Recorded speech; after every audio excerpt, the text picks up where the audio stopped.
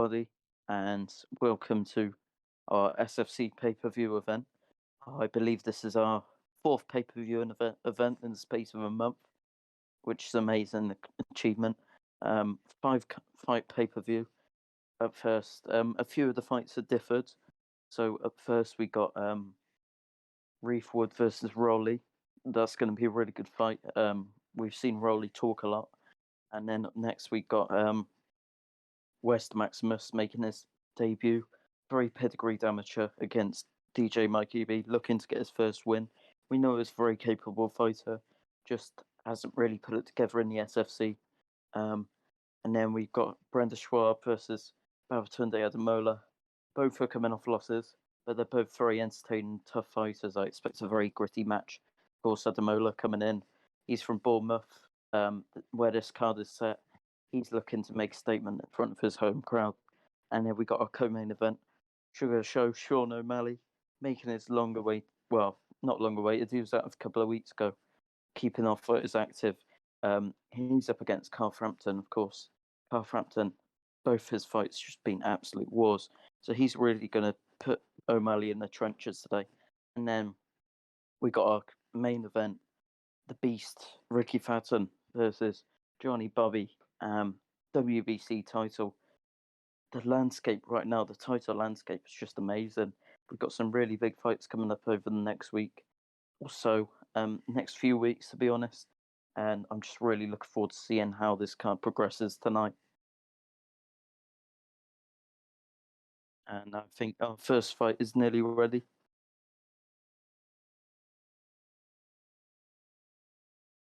To go eat in a few. I'll be back.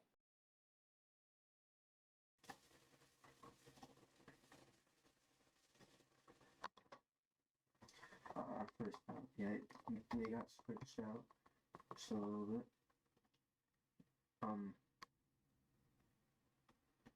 So it was originally supposed to be Batista fighting, but now it is Reef Wood and Rolly Davidson. Reef Wood, last time out, he had a split decision loss to Alexis Smith, but Rolly Davidson, he makes his SFC debut, trying to make a statement. Amateur record of 2-0. Yeah, what I will say before I go is Rolly Davidson, definitely not one to sleep on. I've done some sparring with him. I actually sparred him on the day that I fought Reef Wood. He's really not one to be taken like me. His athleticism, his size, it's going to be a problem for anyone in the division, even if he loses this fight.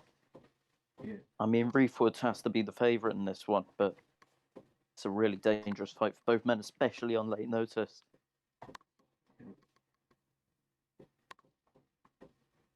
And a big thank you to the promoters as well for putting both of these guys in here on this card, being very cooperative.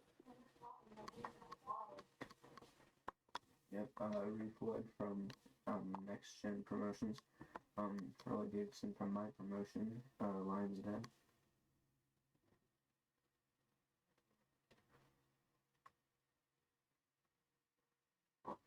Here's Rolly Davidson. Both are very confident that they can pull off a win. Here's Reef Wood. Amateur record, 35 wins, 25 losses.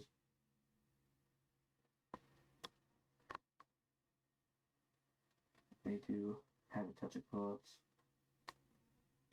Alright, this is an 8-rounder. Round 1 of 8.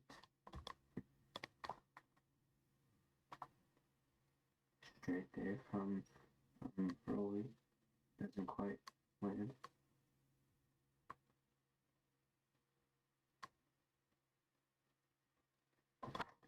Good exchange there, but Reef landed to a body and Rolly landed to that.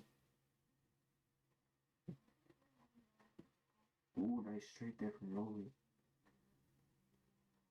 He slips with some shots.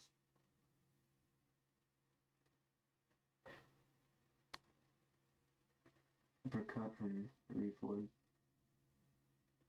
I think Reefwood's going to have a very different kind of problem in Rolly, because Rolly's content to be on that back foot as well.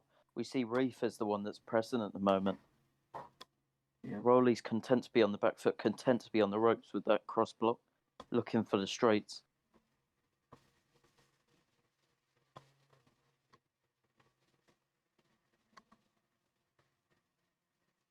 Just moving around.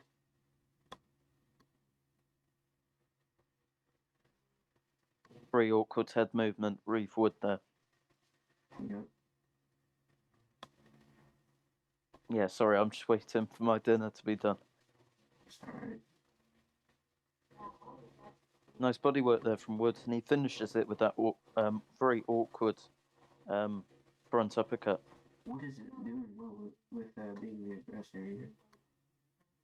Rolly's trying to catch Reefwood coming in.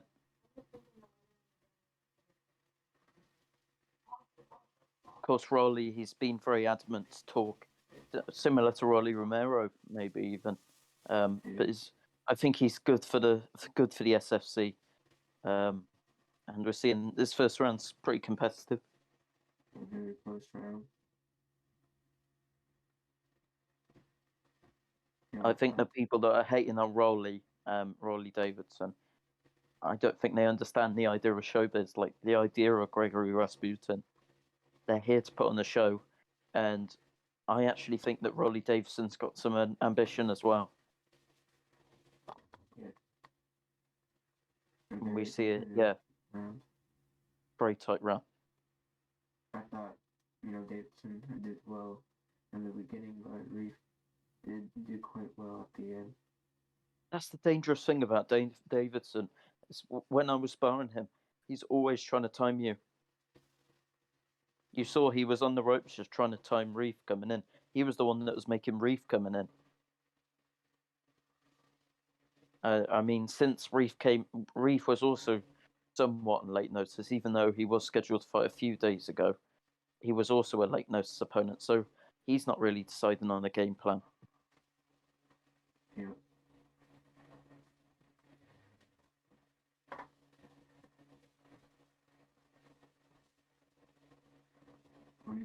Reef Wood trying to aim for that body.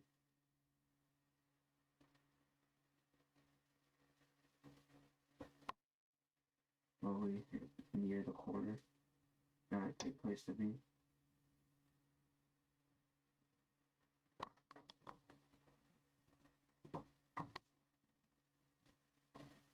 Oh, nice counter there from Reef Wood. Some hooks from Rolly.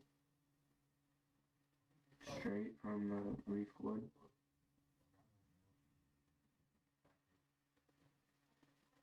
They're not afraid to mix it up. Oh, another counter from Reef Wood. They're trading in the second round. Now, Rolly Davidson, he can't throw those wide shots that he got caught with just a moment ago. I think he needs to go back to trying to time Reef Wood. Yeah, same. He needs to bait in Reef Wood, and then he needs to try and counter him. Oh, nice counter. Or like that. Davidson. Yeah.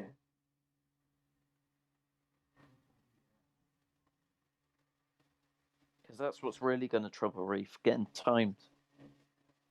Because it's usually Reef that's the one that's timing people. Pretty good round for Reef Wood.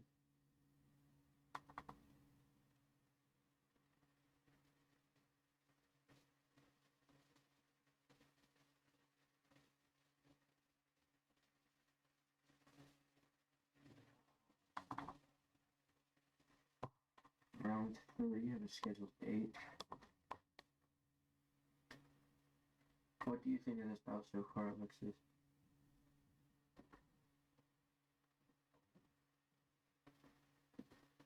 Alright, did thoughts go get in? Alright, Josh Flores, commentating. Very competitive fight, going into round 3.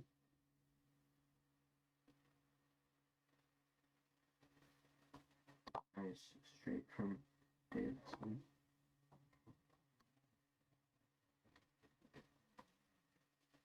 Rolly Davidson, he's just throwing wide shots. you have to be careful if you're him because 3-foot is a dangerous fighter. Yeah, So, Rolly's thrown wide shots, but also I'm assuming they're quite powerful shots. Maybe you could also make comparisons to Rolly Romero, I guess, in that sense. yeah, well, I mean, they do have the same first name, really. I honestly thought of that when on an uppercut from Reefwood has him in the corner. Seems he's Go just ahead. being troubled by Reefwood's speed at the moment, I think. Yeah, He can't get his timing off. Oh, that's a nice jab to the body, though. But he needs to kind of... like I said in the chat, he needs to bait Reefwood in, then counter him as Reefwood's coming in. But that's easier said than done. he needs to use his jab a bit more and stop just staying in the corner. He's got to stay moving.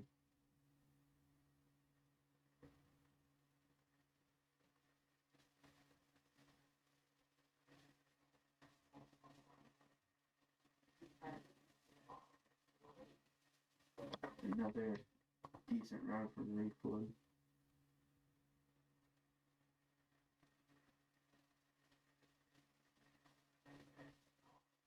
And the unofficial judges have it 29-28 for Rolly Davidson. Oh, wow.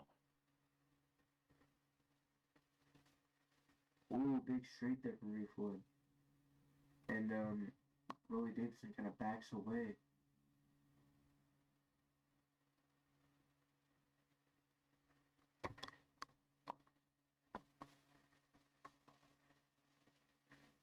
Of course, Rolly Davidson is a debutee here tonight.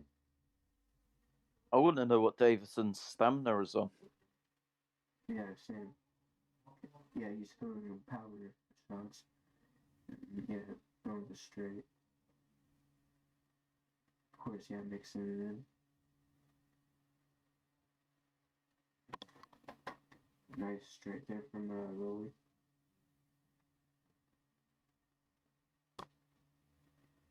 Ooh, and a straight barely misses.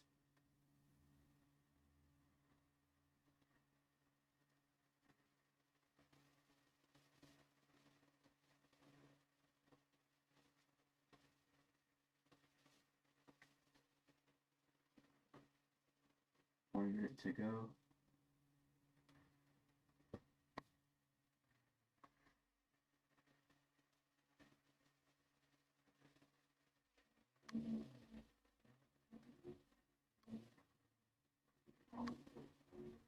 Straight from Reefwood. Misses. Ooh, nice counter from Reefwood. And the body work.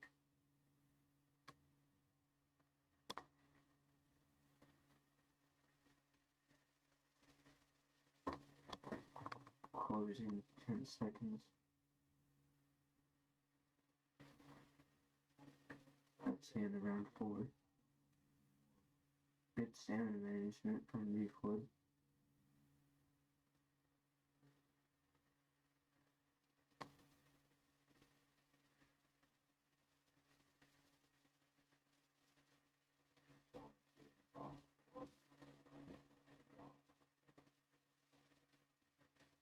Round 5.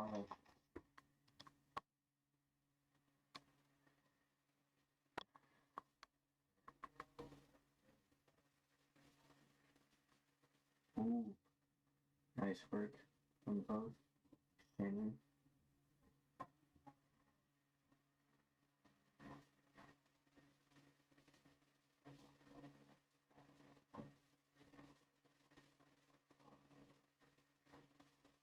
Ooh, nice hooks from Davidson there. Uppercut. Ooh, counter barely misses.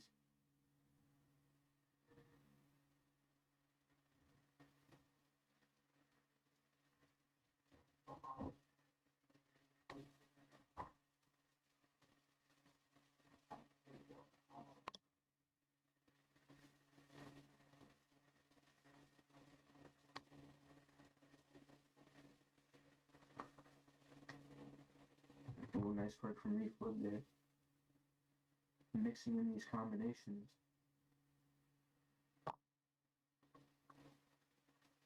Rolly Davidson just walking forward with that block up, trying to slip shots in.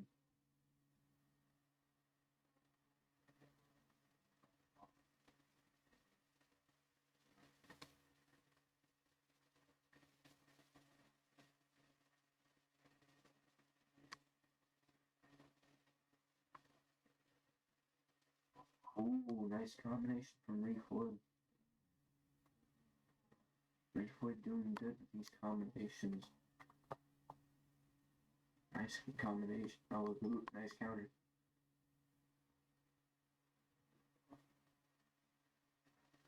Rolly Davidson taunts at the end of the round. Taunts twice.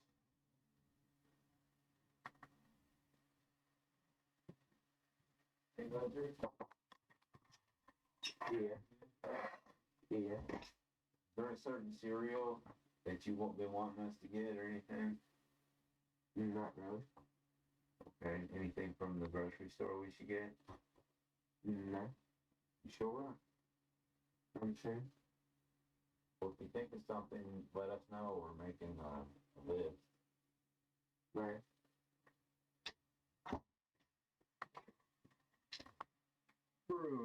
Alright.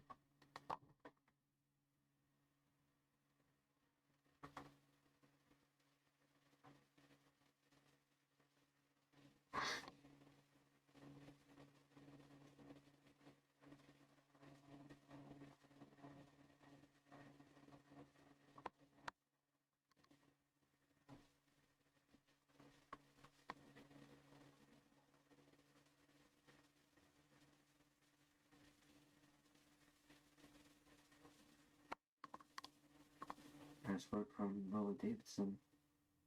Yeah, this is interesting. He's putting under pressure now. Yeah. And I will get Fruit Loops.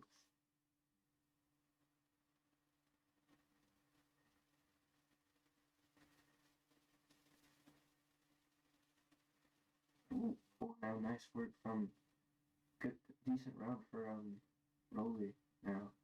Yeah, Reef's stamina's gone down quite a lot actually. Yeah.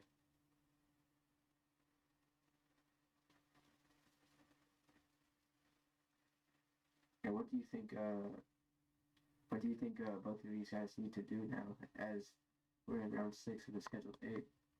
It's kind of I think Rolly needs to have a focus on body to the head. He needs to pound the body and then set up to the head. Oh, because he is tiring Reefwood, but Reefwood isn't really tired enough, and we don't know how tired Rolly Davidson is. Yeah. I think that was definitely a better round for Rolly Davidson.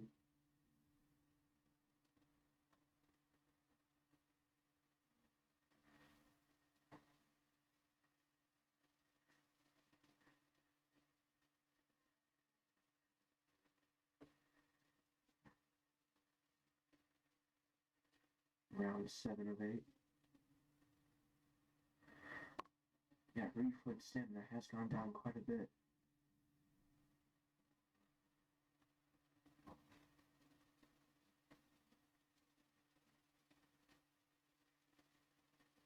Rolly Davidson trying to put on the pressure.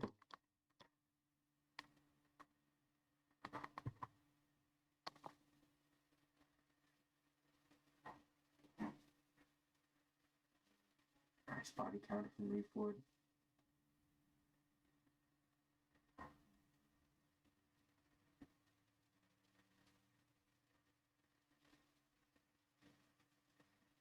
Rolly switches stances.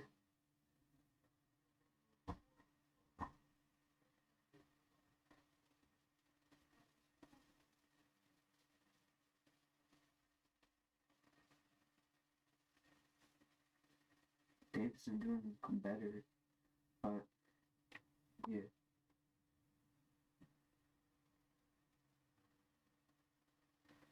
Rolly Davidson doing a lot better just trying to pressure Reed Floyd. Oh, big straight. And you saw Reed Floyd's health drop right there.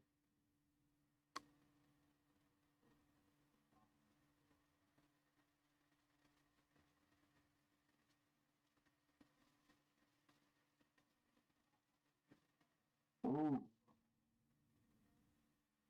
Oh. Reed Floyd's health real low now. Can Davidson put him down? Great defense.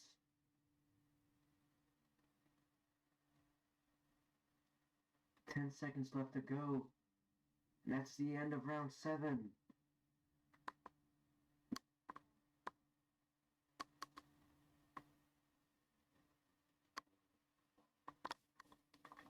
Great round there for Rolly Davidson.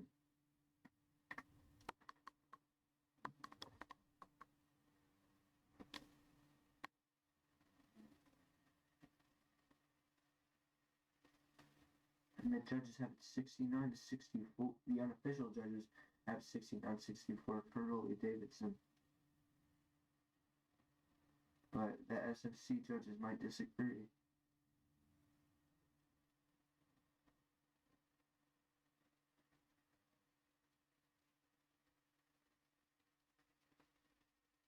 Oh. And Reed Floyd's health is real low. He just has to. Oh! And now Rolly Davidson's rocked. What a turnaround. Wow. But he doesn't go down. Oh, and Reed Floyd goes down. What a round. Rolly Davidson got rocked. And now Reed Floyd is down. Wow.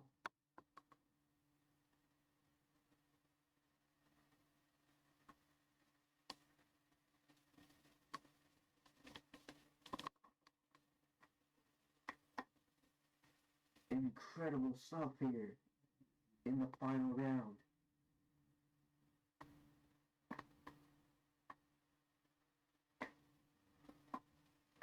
Now he's going for it.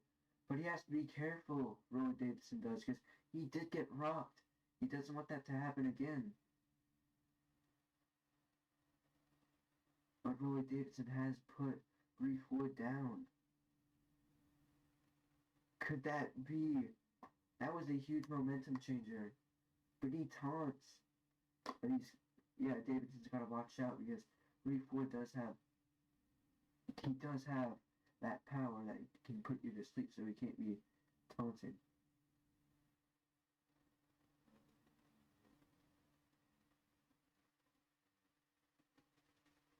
Oh! Oh, and he might have Reed Floyd hurt again!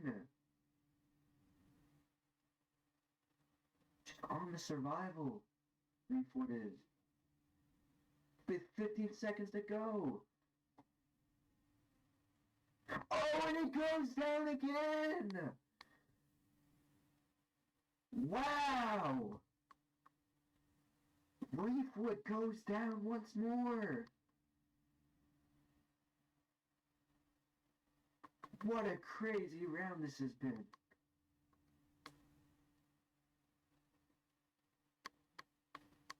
And he does get up. And that's the end of the fight! We are going to tally up our scorecards, and we will see who won this very, very entertaining fight.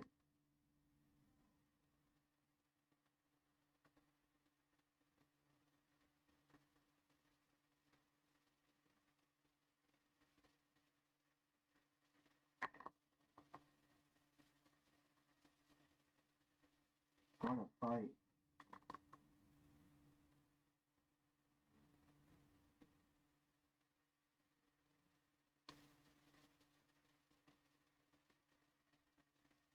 And yes, Alexis, do send your card to me.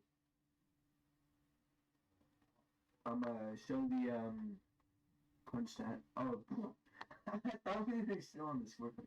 I'm dumb, but here's the punch stats. I don't think any one was. Oh, you know. Right here are the punch stats.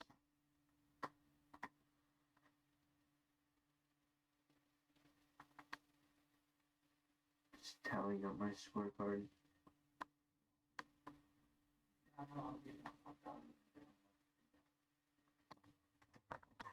Alright.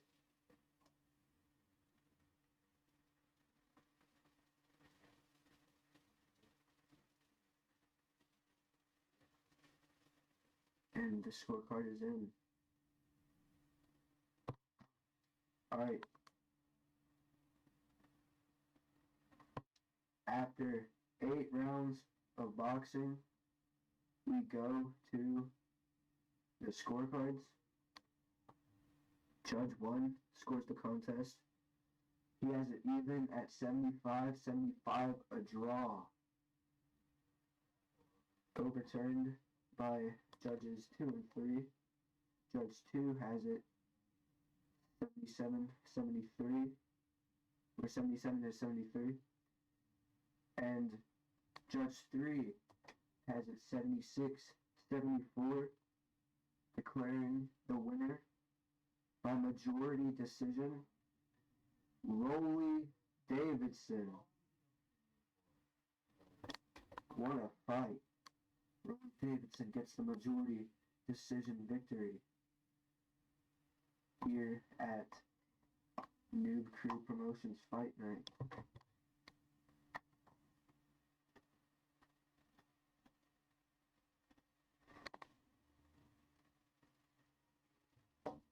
Rolly Davidson talking trash in the chat.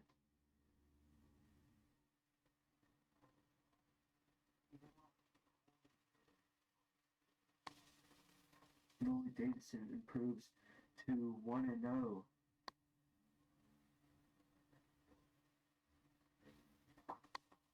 And yet, you gotta give credit to both of these guys because they did step in on short notice. Both 3-footed Rolly Davidson.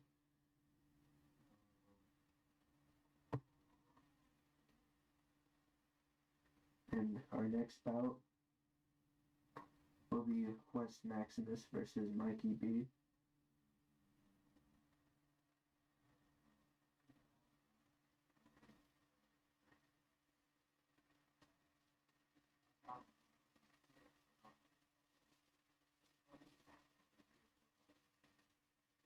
Oh, there. I typed it in the SFC chat. There, I got the stream link. Alright.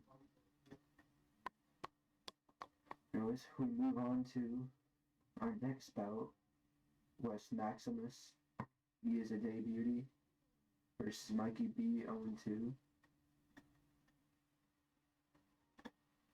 And is my mic okay? I probably should have asked that earlier, but can you hear my mic?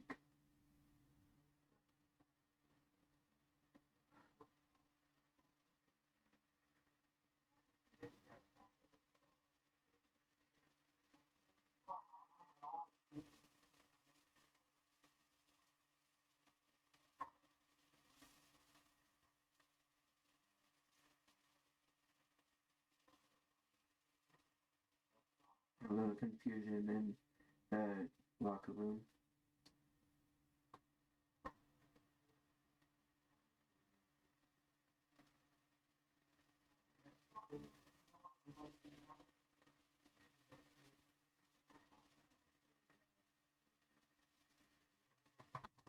Yeah, there's a little bit of troubles in the dressing room, but we will be back in just a moment. But let's reflect on that last fight once more. Rolly Davidson versus 3-foot, incredible fight. I thought, yeah, those last 3 rounds really were the game changer.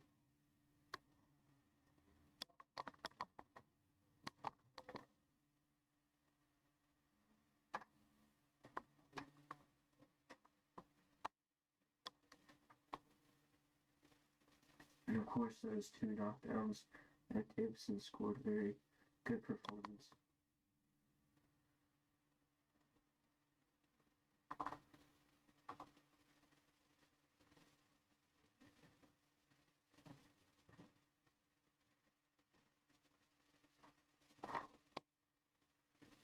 On my card,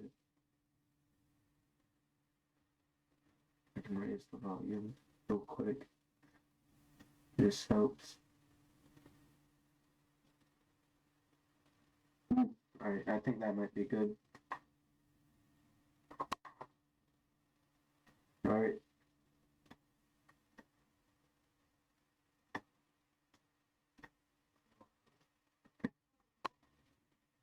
Alright.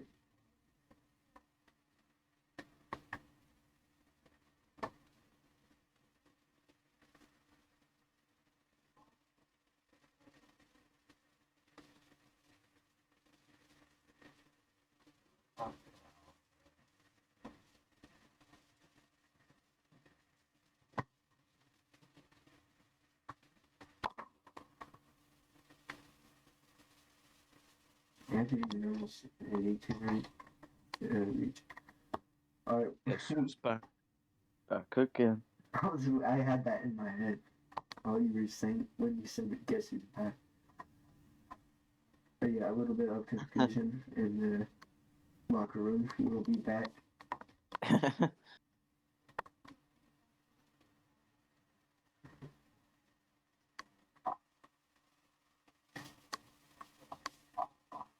I mean, this next fight is just going to be a great fight, of course.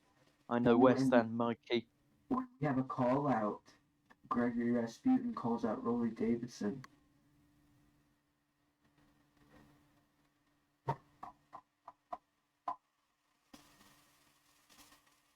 Gregory Rasputin calls out Rolly Davidson. I think it makes more sense if him refight at the moment. Yeah. I'll get in touch with Granger. That's actually no. Reef's promoted by Rex, but that's a fight that I'd quite like to see Gregory Rasputin Reef with, because I don't know about you, man, but Reef was winning that fight, but then his stamina just let him down. Yeah, I do agree. Right. Like, he was looking sensational.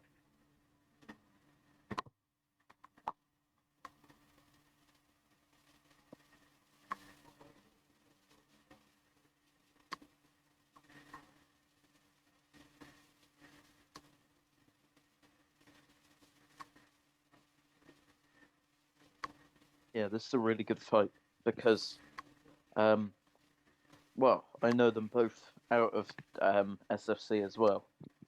West, this is not an easy debut by any means for him. You look at Mikey's record; he hasn't had it easy whatsoever. But he's back. He's back for his 3rd fight. He's looking to get his third win against debut in West. Excellent amateur pedigree, and we're in Mexico for this one, so let's hope it lives up. So we got an open stance matchup here. Orthodox versus Southpaw. West looking for the hook step. They don't land. Got love the cut. That was a nice hook. I'd like to see a more aggressive Mikey this time out. Yeah. He was a bit too tentative against Brenda Schwab. Although that was a beautiful knockout from Brenda Schwab when they fought. Yep. We will see Brenda Schwab out later tonight versus Babatunde Ademola. Nice hooks again from West. You know, you kind of automatically think as like a tough amateur prospect coming out looking for the jab, looking to find his range on his debut. But we see West coming out here looking for hooks. He's looking to get to work. He's looking to put his stamp on this fight. Nice streak there from West Maximus. Yeah, beautiful one too. Nice count to the body though from Mikey. Another one. Nice work from both.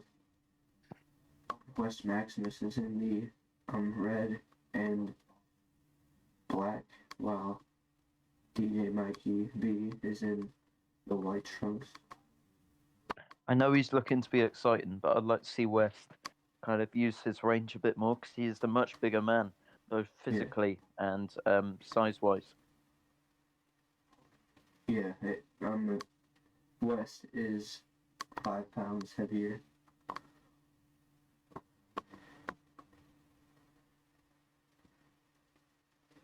There's some decent defense though here from Mikey. Yeah. Yeah, I was right about to mention that beautiful defense there from Nice job Mikey. from West at the end. Just checking his chin. Very hard round to score.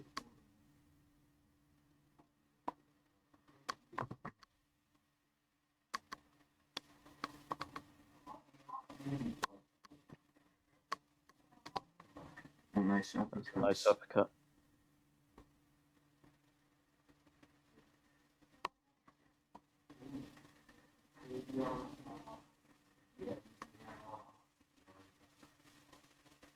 The hardest part about fighting Mikey is that he's always looking for counters. Yeah.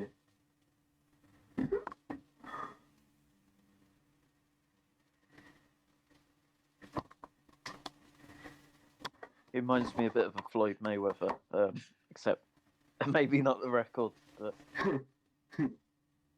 Yeah.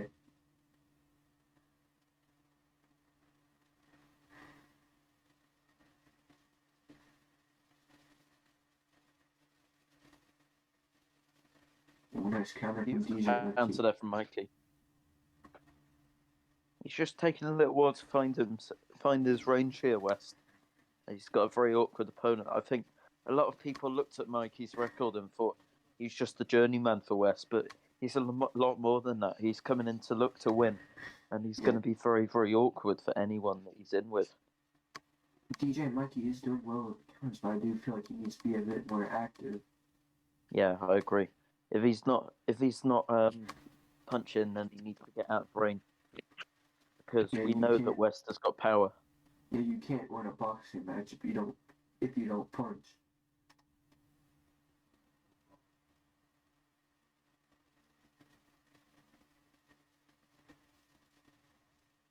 Nice counter there from MAXIMUS. I'd like to see him mix up the levels of his jab, though. West MAXIMUS. I do think that round would have to go to West though, because he was just a more active fighter.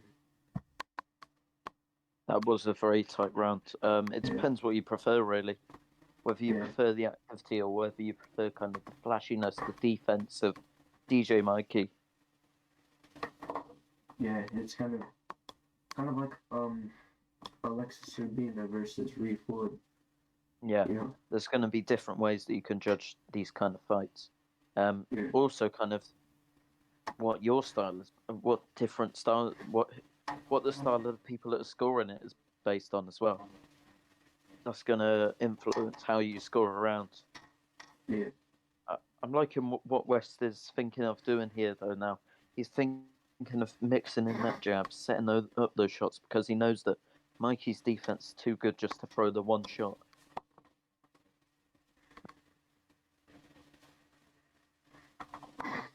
Nice 1-2 there from West.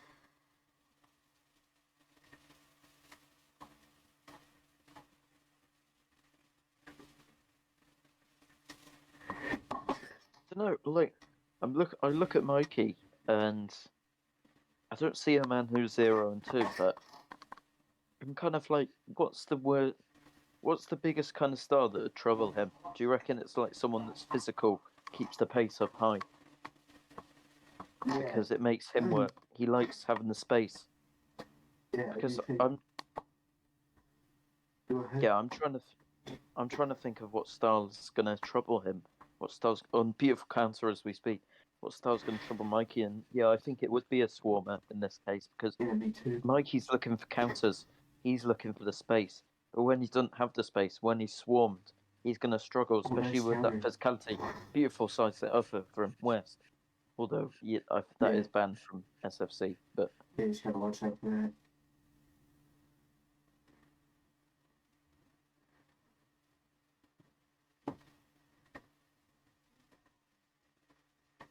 very tight rounds, all three.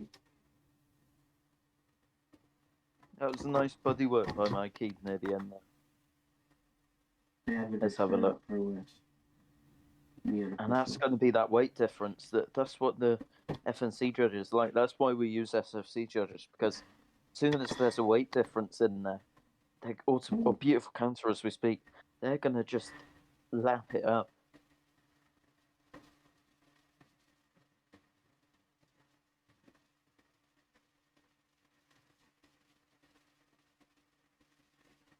Oh, that was a nice uppercut. Even though Mikey is 0-2, he's still a very tricky fighter to fight. Yeah, I agree. You can't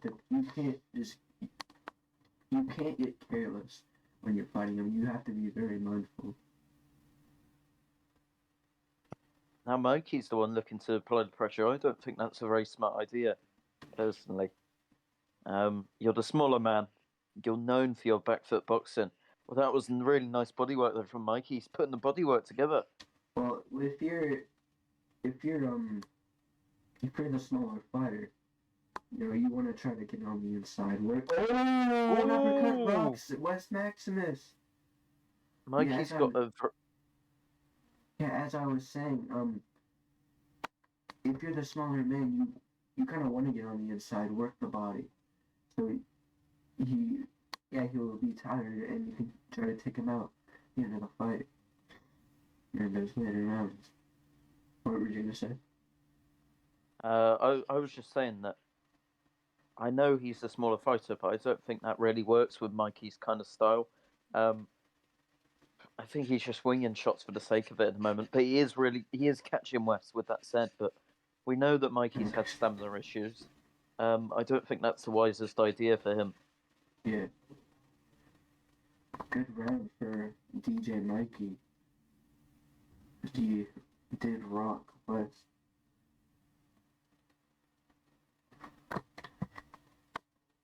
West looking to go back to the basics, the 1-2.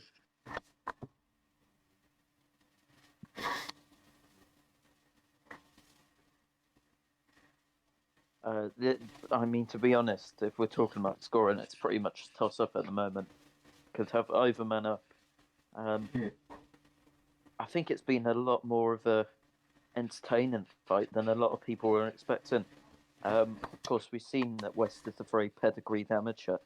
A lot of people were just expecting this to be a complete whitewash for him. But Mikey's really shown that, despite his record, there's really some ambition behind him, and it's such a close fight, and going into this fifth round that anyone could put that out of the bag. Right. I mean, we saw West got hurt last round, but he's putting the body work in now. I think he should have been doing that a bit earlier. Just invest into that body. From Mikey. But Mikey's looking for the body shots now, but... Nice count from West Maximus. Just has his man on the ropes. Mikey doing well of just throwing those body combos and trying to stay away. Try to keep his space.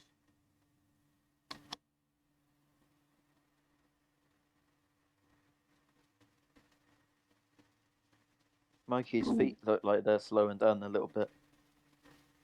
Yeah, He'd be tired. He put a lot into that fourth round. He's got to watch out for his stamina. Oh, uppercut, but then he gets countered to the body.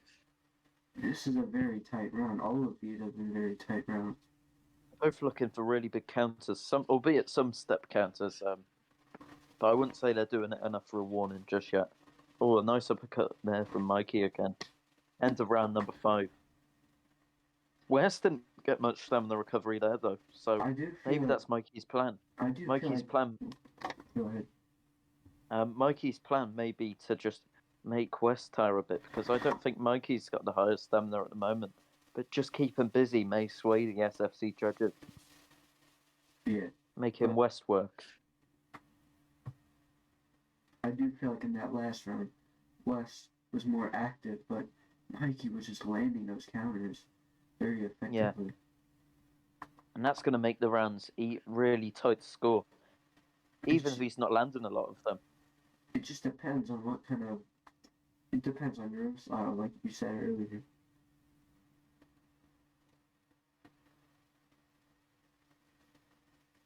Now Mikey's the one on the front foot this round. He's the one that's trying to make West throw the unnecessary shots. This has by no means been a straightforward debut for West MAXIMUS. Yep. Round 6 of 8.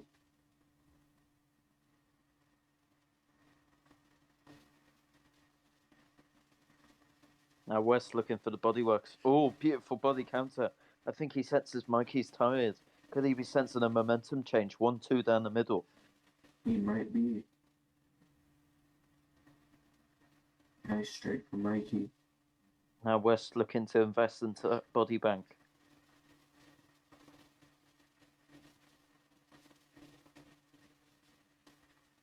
Decent round for West. But yeah, Mikey's still firing back.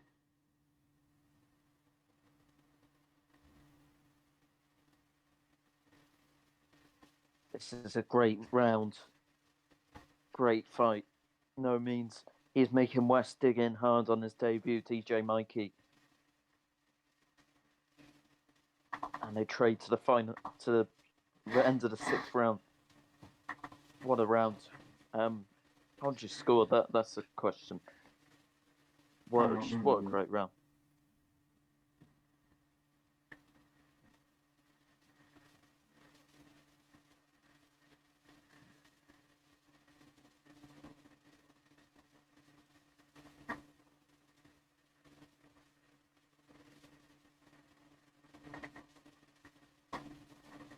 I mean, I commend any of the judges that had to score that one. Yeah, it could have even been a tie round. Babatunde Ademola has the fight 57-57 even. Ooh. Yeah, I could definitely see that.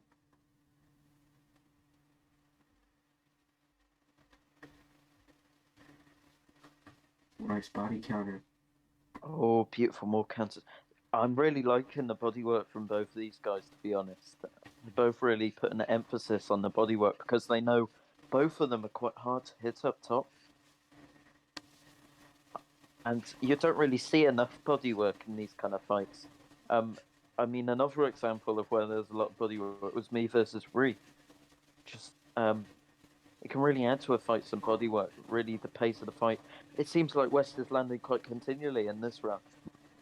Yeah. He's pressing forward because he sensed that he needs to put his mark on this fight for either man to feel like they've clearly won this one. So many close early rounds. Counter from Mikey. Mikey looks absolutely gassed now, though. Yeah. Yeah, he has had stamina issues before. He just... Oh, beautiful uppercut, beautiful bodywork. Oh! Yeah, Mikey's got to watch out. That's the end of round 7. I liked what West was doing that round. Yeah, me too. And they have it, the unofficial judges have it 69-64 for West MAXIMUS. Yeah, I don't agree with that. It's a good job we got SFC judges. You know, game judges can really just... Yeah. You could have Overman up like 68-65. That's the crazy thing. Oh! And West got hurt right The there. moment His shifted. West just health. got a little cocky there. Yeah, West's To health trade it. just dropped West is on the low. rope. And DJ Mikey's going for it. Can he get it? It's not been an easy test for either man. What a fight. They're in the final round. Neither man wants to lose this belt. Oh my goodness. Shoe shining from West. This is an incredible fight. Oh! He nearly goes down again. Big uppercut! And West may go down. Just trying to survive. But they're still trading. out of nowhere, it looked like Mikey was tiring, and Wes just nearly going down multiple times. You're in the corner now. Goodness, and then he tags Mikey with a few. Oh my And they're goodness both me. just exchanging big time. They should be proud of themselves. Big counter from Mikey. I mean, rematch? Why not? Sounds good to me. 1-2 from West. Body work from West. Head work from West. Mikey fires back straight. Body work from West. Moves up to the head. Beautiful body. Head uppercut. Ooh, Straight from West. Now he's the one pounding Mikey. He's wow. pounding Mikey on the ropes. Beautiful What body a work. Head work. turnaround. And they're trading to the final round. What a fight. Oh, what a fight. That has to be one of the best fights I have ever seen. Just the way the final round, so much drama. This is a judging nightmare. We saw even on the FNC judges, that was a judging nightmare. So I'm going to send in my scorecards quickly. Who is doing the ring announcing? Am I doing it again? May take me a few seconds to count this up. I'm just stuck on how to.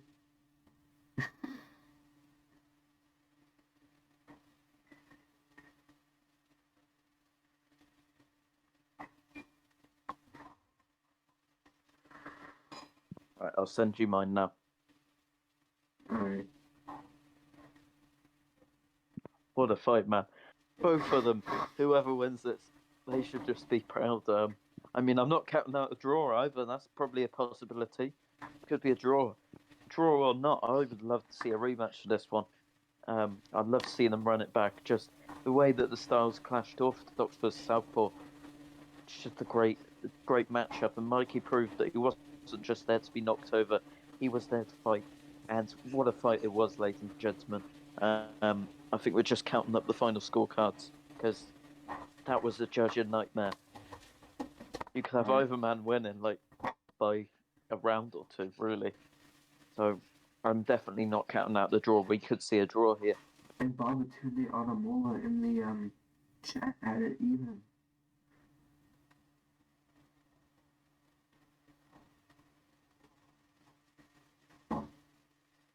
Alright, send in your scorecard. Then you just sent in the Wood versus Roll scorecard. Oh no, that's just what the top one says. Oh yeah. Alright.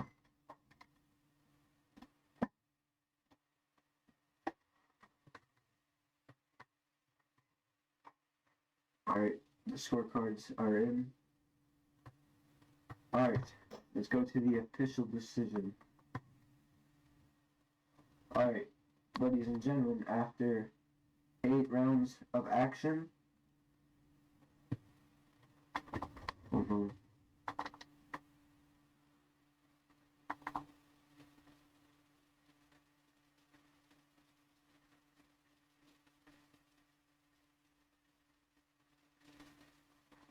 Alright, after 8 rounds of action, we have reached a split decision. Judge 1 scores the contest 78-75 in favor of DJ Mikey. Judge 2 scores the contest 77-75 for West Maximus. And Judge 3 scores the contest 76-77 in favor of the winner by split decision,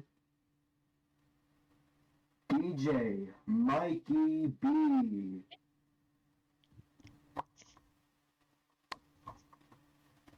Oh, I mean, man, what a fight. What a fight, yeah, indeed. For a second, I was reading a scorecard. I nearly said West, even though Mikey was ahead. I just read it wrong. That would have been a huge L. He definitely wasn't there to be a number on West records. He came there to fight, and no, I don't think anyone expected what a fight that would be. That was just a war. Yeah, Credit to both fighters.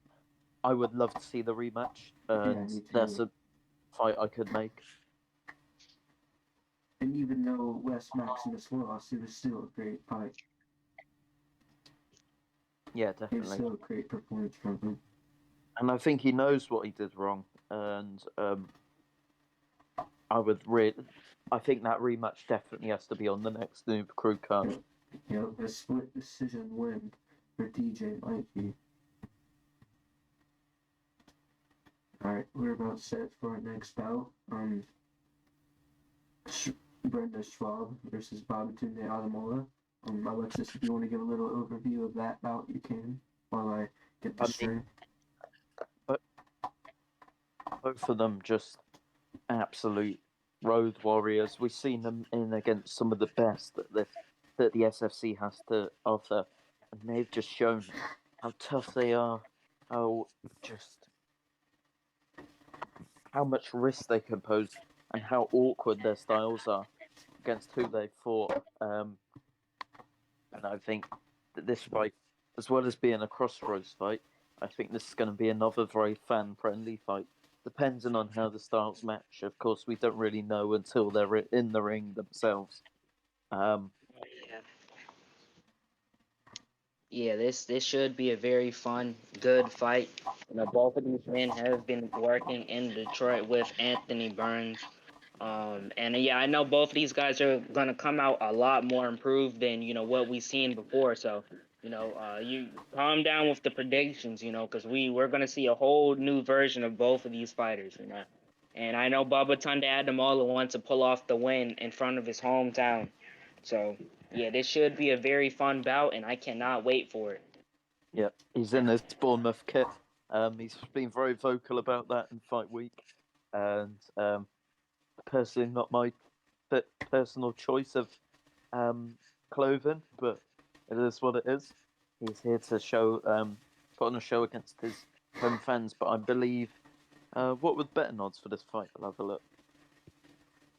Well, if we take a look at the official SFC betting odds for this bout, hold on, give me a minute. I didn't add the same. So The betting odds for this bout is -40 on Brenda Schwab and +200 as on Adamola as the underdog. It's a very interesting fight for so many reasons. Yeah, and indeed. I kind of think that whoever wins this one is.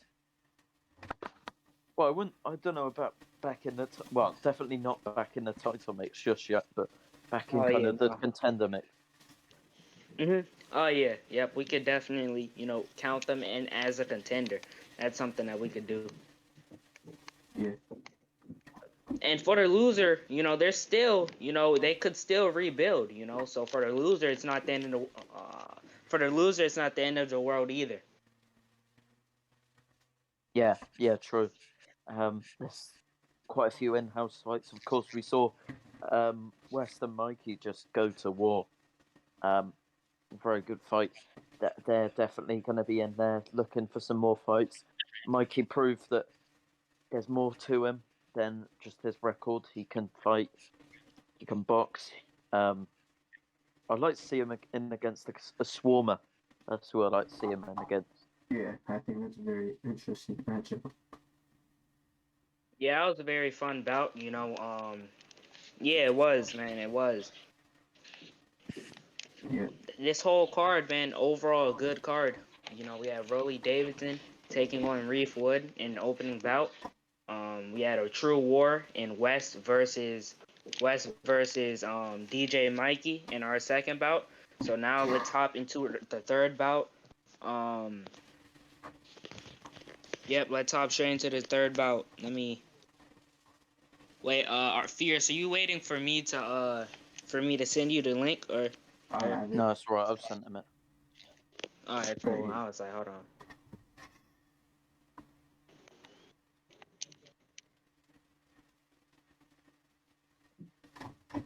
here we are. We are in. All right, here we go.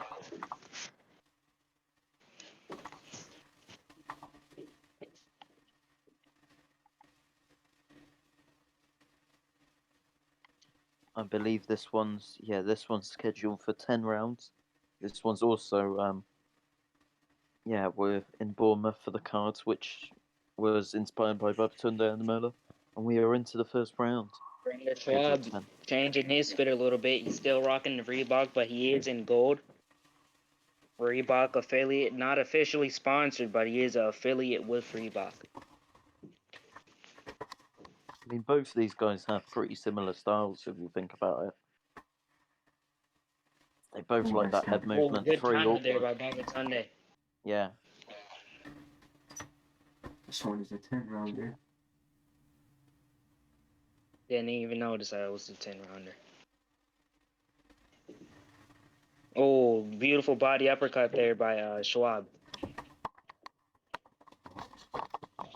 Oh, nice uppercut there from Babatunde Alamola.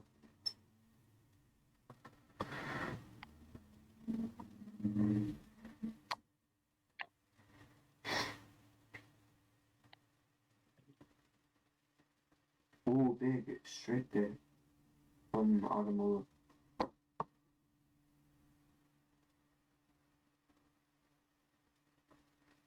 And Alamola does have a very good 1-2 combo, and that is why they call him the 1-2 king. Uppercut rips Brenda Schwab's head. Ooh, nice counters here from Alamola Body early work. on.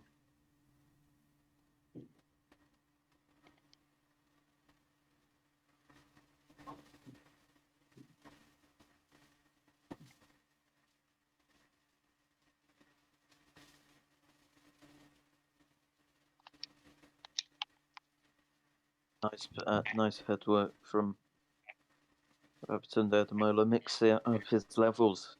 That's one thing that Ademola does very well with that head movement. Very awkward head movement from the body to the head. Yeah. But I do believe Reefwood got a counter on him there.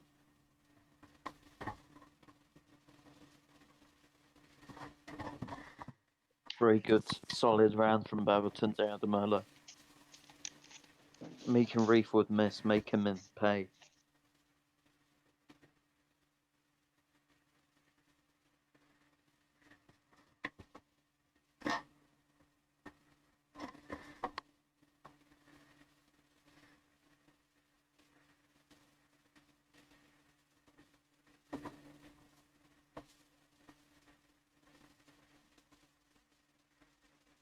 Nice body work from Body Alamola. work there by Babatunde Ademola with the uppercuts. I like that Schwab is showing some good ring generalship here, being on the front foot. Yeah, but how much is he putting into it? Yeah. We see Ademola's stamina is something that he's been working on quite a lot. He has had stamina issues in the past. Oh! What a The shot! straight out of nowhere knocks Brenda Schwab down in round number 2. And Oh, Brenda Schwab boy. is down. Just out of nowhere. Just those. Out of I'm saying, absolutely. man, those pullback straights from Ademola are just so dangerous. What a shot. Wow. Ended there. It's like Deontay Wilder. Yeah, a little bit, I guess.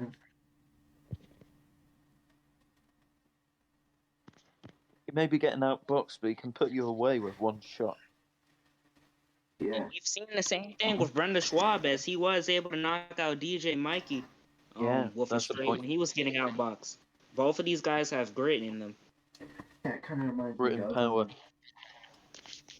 Of course, we see Brenda Schwab. He's very big at the weight. Yeah, it kind of reminds me of like Deontay Wilder versus Luis Ortiz. Ortiz was outboxing Wilder, but then Wilder just landed that wicked right hand that put Ortiz to sleep. And that really proves anything can happen. I mean, Schwab, just look at the size comparison. He's absolutely massive. And when you're that big, you're obviously going to hit hard. Yeah, definitely.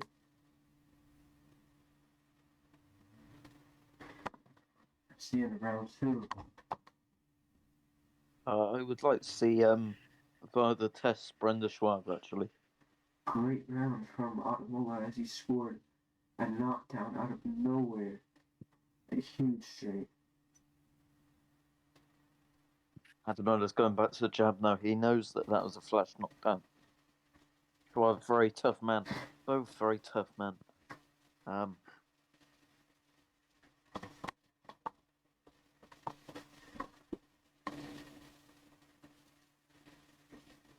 Actually, that's the point. Who were Ademola's losses to? First one was Noob.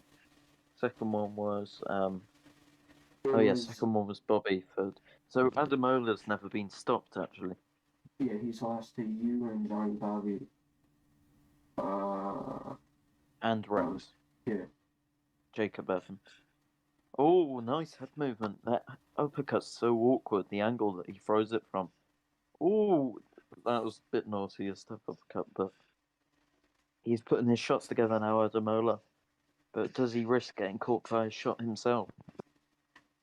Nice 1-2. He's not called the 1-2 king for nothing. Yep.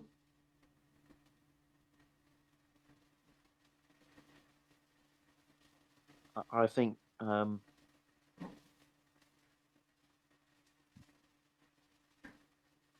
don't think he was truly hurt, Brenda Schwab, by that knockdown last time. I think it was a flash knockdown, but what a knockdown it was. Yeah, definitely. He left his chin up and got caught. Oh, nice 1-2 again. That's going to be the 1-2 king's key to victory. Very ironic.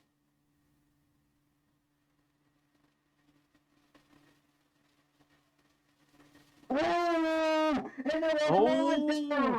Turns the tables. Wow! Beautiful left hook from Brenda Schwab. He'd been looking for it, and he had found it. Brenda Schwab has turned the tables. Oh boy. What a night of thrills.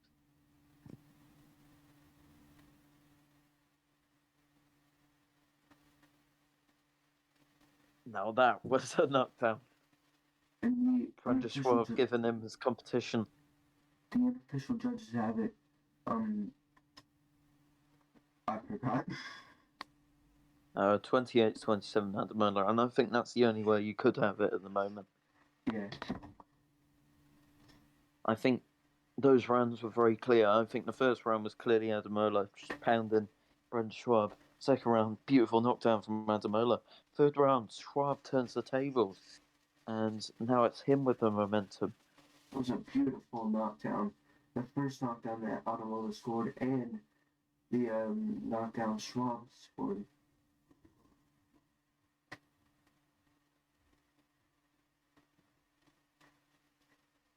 Oh, another one of those beautifully timed uppercuts from Babatunde Ademola. Of course, Ademola, he does have a win over Johnny Bobby, who will be fighting in our main event for the WBC title this evening.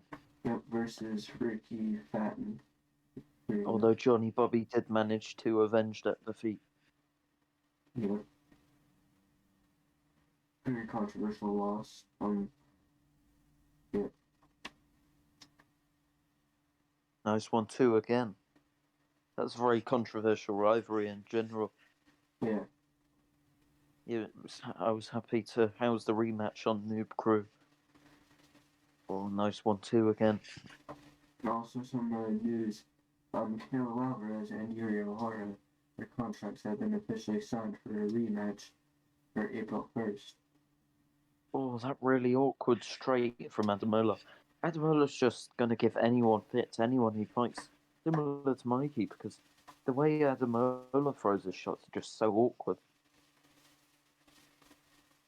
Of course, one of his stablemates, DJ Mikey, pulled off the upset in the last fight, and Babatunde Ademola ends the fourth round by a beautiful left hook on the chin of Brenda Schwab. We are into the fifth round. We've scheduled 10 rounders. Oh, nice body counter from Brenda Schwab. But then Ademola fires back with his own body counter.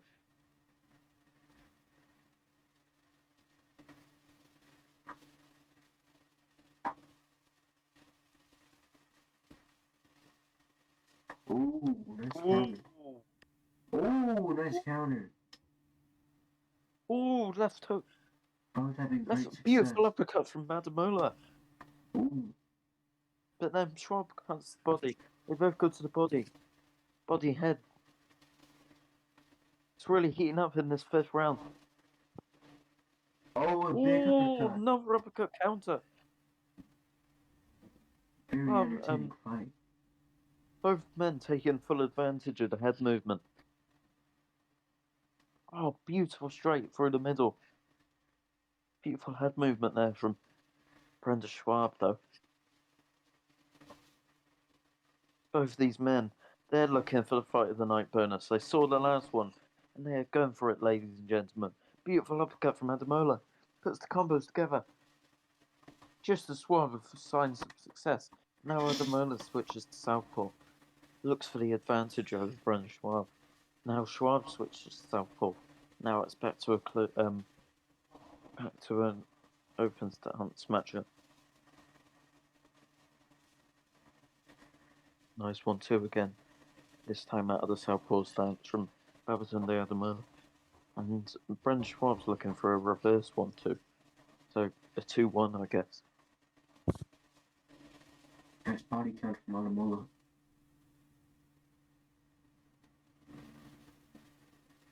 Very competitive fight here. Schwab looking for that left hook again, the same left hook that found him beautiful success. Schwab has a massive cut over his left eye. Yeah, I was about to mention that. Big cut has opened up on Schwab.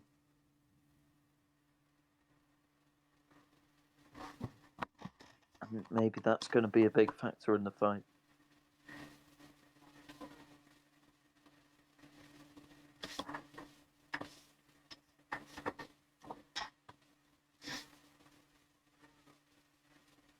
Beautiful combination punching here from Adamola. Just as Schwab signs of success, he just finds really awkward angles to throw from.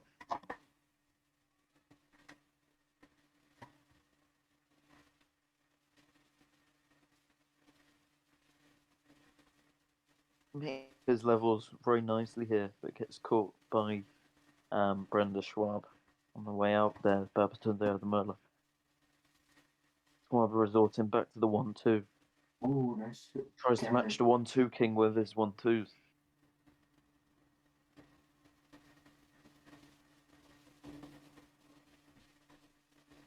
Of course, on here in the commentary booth at the moment, we've got me, Alexis Urbina, aka Nang, with Fierce, aka Josh Flores, and this has been a really fun fight so far. Back-to-back knockdowns, first three. Schwab's looking for shots, he puts them together. Oh, beautiful counter uppercut from Babatunde Adamola, the 1-2 king.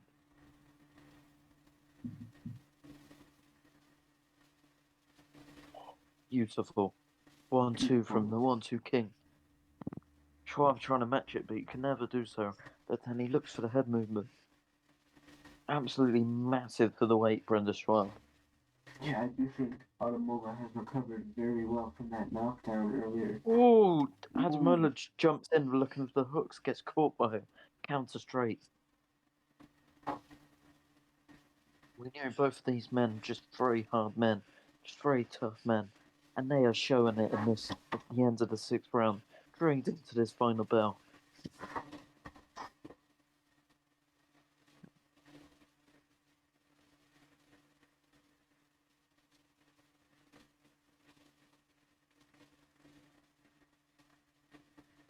Seems like Adamola's able to see most things coming now. This has been both men are just putting in the work. I just don't think that Schwab can find anything consistently. I mean, with Adamola, the 1-2's been consistently there. And he's been able to work off that. You see it there again. He's able to go 1-2, counter uppercut, normal uppercut, hook to the body, uppercut to the body. Did you see? And then the clinch there. Adamola is doing. Schwab just can't. Adamola is doing Schwab a just great can't job of find. mixing his shots up. Yeah, definitely. Schwab's just been trying out different things, but he can't find anything that consistently works.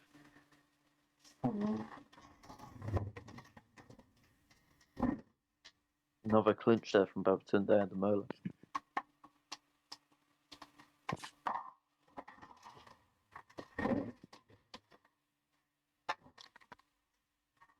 Oh, beautiful, sneaky uppercut there from Ademola. Another one from different hands, those ones.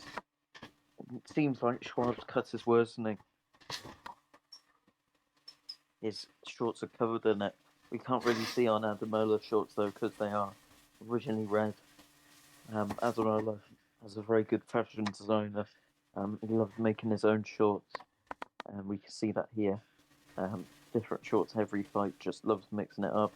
Loves customizing shorts. Just as they start trading again, Schwab looking for the straight. Just going for the 1-2 again, but Big uppercut. oh, counter uppercut. But Schwab finds some success near the end of the round. And that cut is very bad in the corner. You saw a little bit of it getting in his arm. They haven't gave Schwab a single round since the knockdown, and I think, well, Ademola has rather dominated since being knocked down by Brent Schwab. But Schwab just keeps ploughing forward, keeps trying new things, but he's just allowing Ademola to pick him off and do what Ademola does best, like that beautiful uppercut.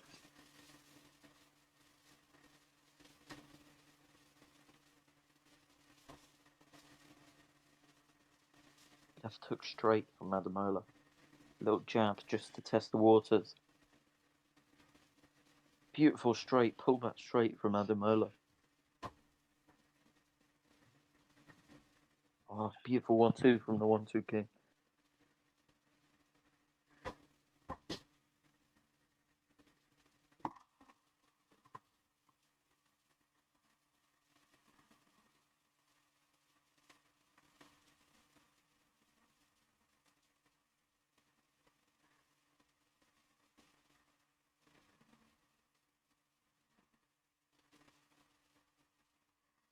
I mean, Schwab has never really had to go on the front foot. He's just putting on a masterclass from the back foot.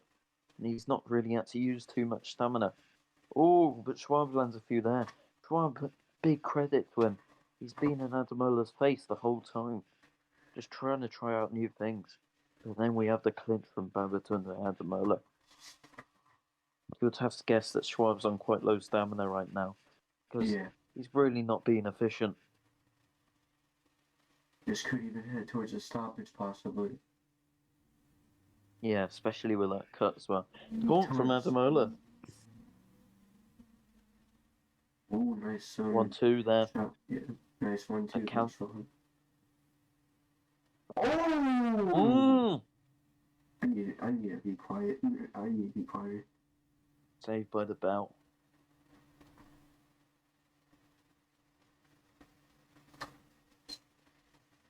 Yeah, jab was hit by lands the nearly every time, and if the jab doesn't land, the straight usually does, just like it did there. Schwab looking for that left hook, but it's hitting air more than it's hitting Babatunde Ademola. Yep.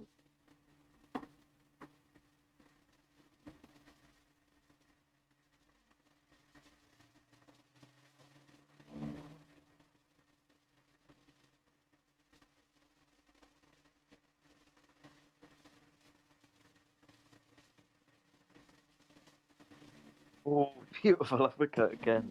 And Ademola did say if he didn't win this fight, then he would probably retire. Well, right now it doesn't look like he has any plans of retirement right now because he's in dominating form.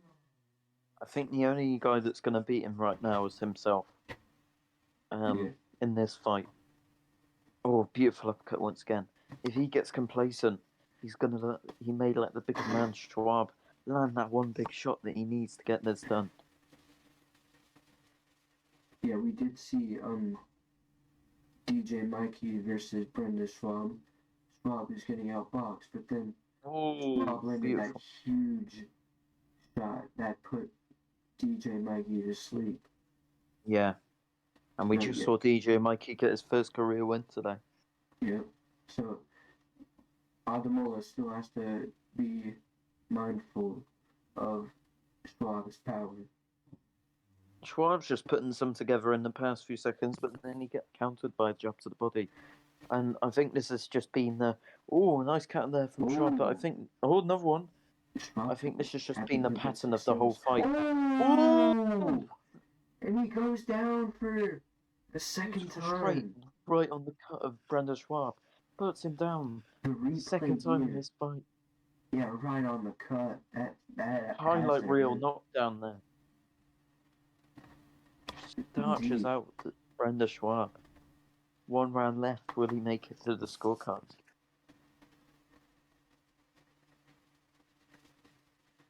And he does get up at the count of 8. We're going to the final round. Can Adamola finish the fight, or will what should be a very comfortable decision on the scorecards? He knows how tough Schwab is, and I think he knows that Schwab still poses danger, and he's content to go to the decision. Yeah, you don't want to get reckless with a guy like Schwab. Oh, he's right again with the uppercut. Oh, another start. Wow, and he's down And Schwab's again. down from the uppercut, pounded on the way down. What a performance, man, from Adamola so far.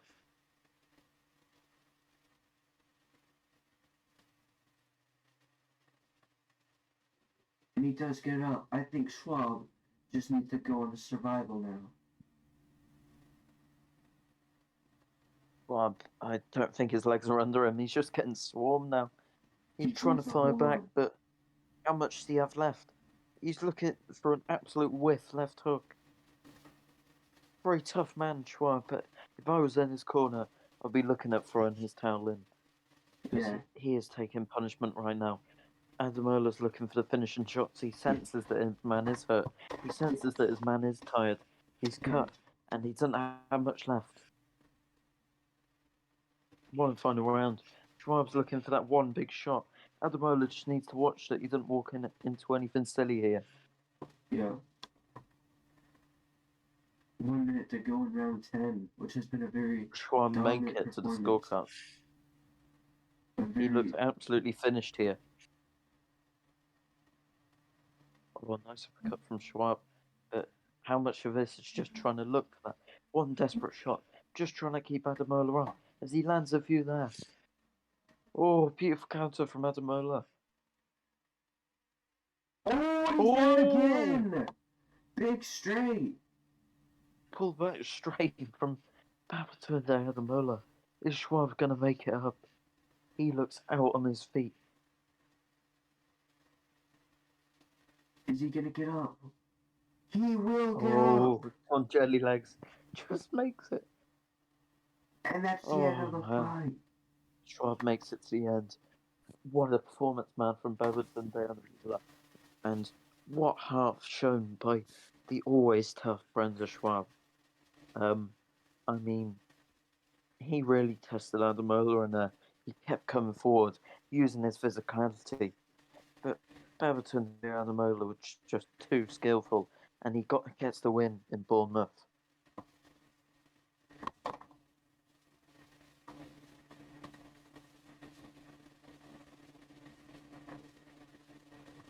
And this does go to decision, which should be a quite comfortable win for Babatunde Adamola. Yeah, I'll just send my scorecard in. 1 second. Alright, 1 of 3 scorecards are in. 2 of 3 scorecards are in. I think we're going on to the main event after, because I haven't heard anything from O'Malley or Frampton.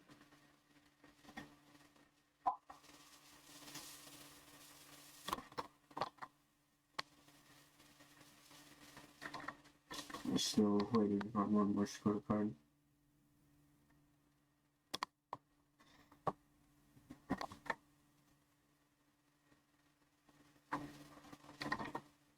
Crazy, like, if West and Mikey if one of the cards was a round or half a round closer, it would have been a draw. Yeah.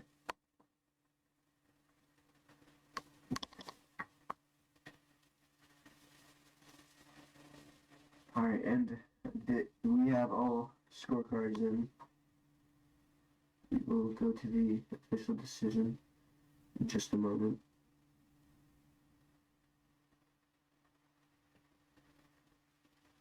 Alright, ladies and gentlemen, we have reached. Alright, ladies and gentlemen, the official decision is in. We have reached a unanimous decision.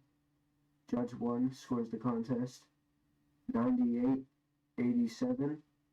Judge 2 scores the contest 87-82. And Judge 3 scores the contest 98-87, declaring the winner by unanimous decision, Babatunde Ademola. Great performance. Was there an error in the 87-82 card? No. Oh.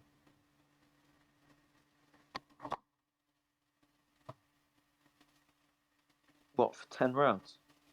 The 10 card wasn't filled in. Oh, right.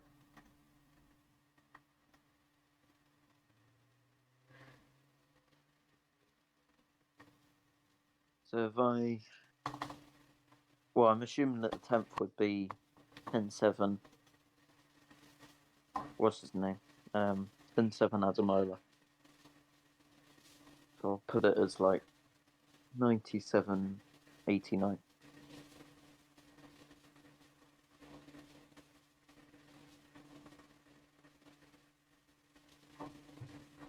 Oh, I might be fighting. Hold on.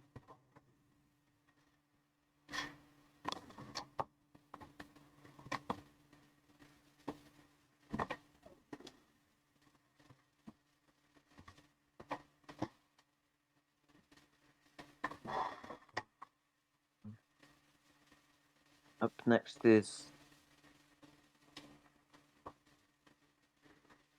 Okay.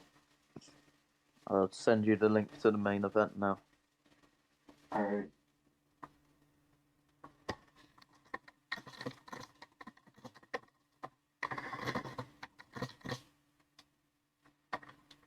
Sent you it. Hold on, last night, Jacob told me if one of the bouts were to fall through, that me and Marcus could fight on there. Are we just going to the main event now, or? I mean, if Marcus is on, you guys can go, but I know that the two of them are lobbied up. Alright. I don't even know if Marcus is on right now. Let's put it in, and we'll see after. What? Oh, he's just said he's on. Let's do our fight first, and then you guys can fight after. How about that? Alright. Okay. Have you got the link? Yeah. Cool. I'll tell them we're ready.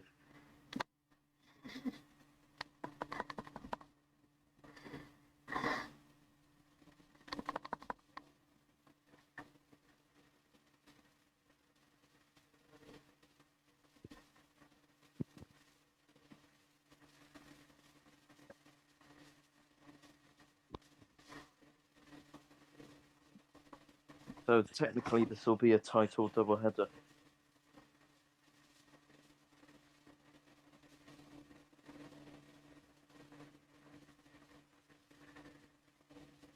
Yeah, I've told them that we're ready.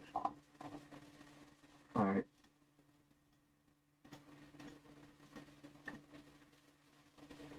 Excellent, I've got the message yet.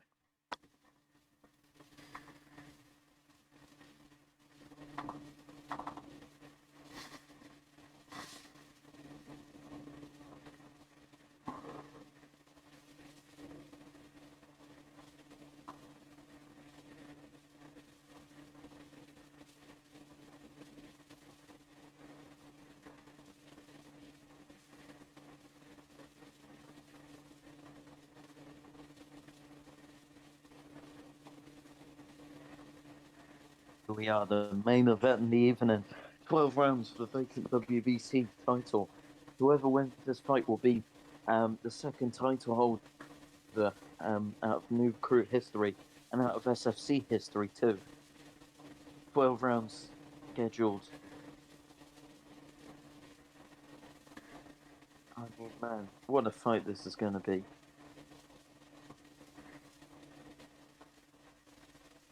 Here comes Ricky Fatton making his ring walk first, fighting at Manchester. Of course, this fight card is going to be in Bournemouth, and the crowd is just going wild. They're going wild for both of these men. There's a very strong following for both men. Ricky Fatton looks extremely confident, and his opponent feels like he's being undervalued, Johnny Bobby. He's coming out. He's also looking very confident. Doesn't seem fazed by the bright lights. Both men just looking very confident coming into the ring, staring into the distance.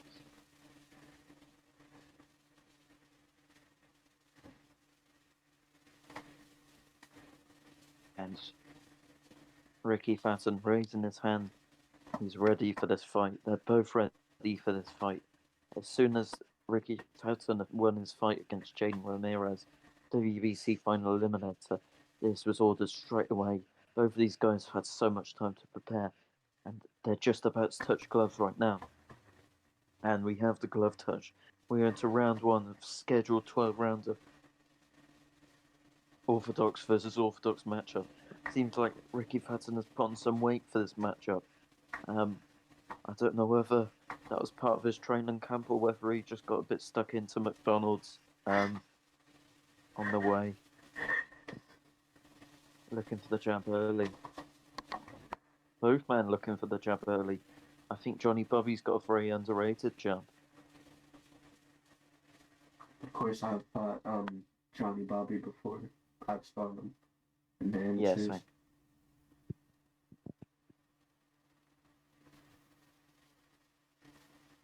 I would. That's one of the things I said to Johnny Bobby.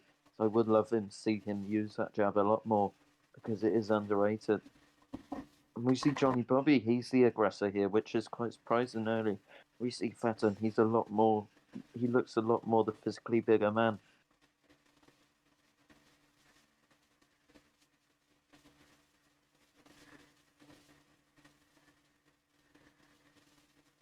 Mixing up his levels there, Johnny Bobby, and he seems to be the aggressor out here early.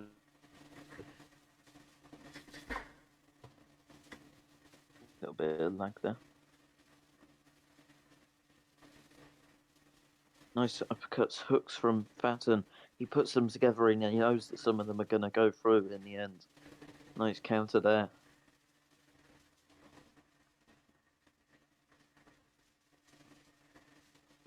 Fatton knows that he can get at least one or two of them in when he puts them together.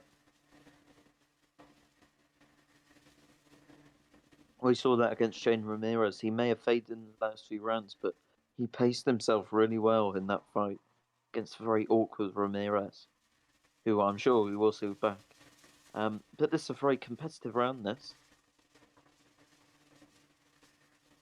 I think that's a swing round. You could have gave it to either man.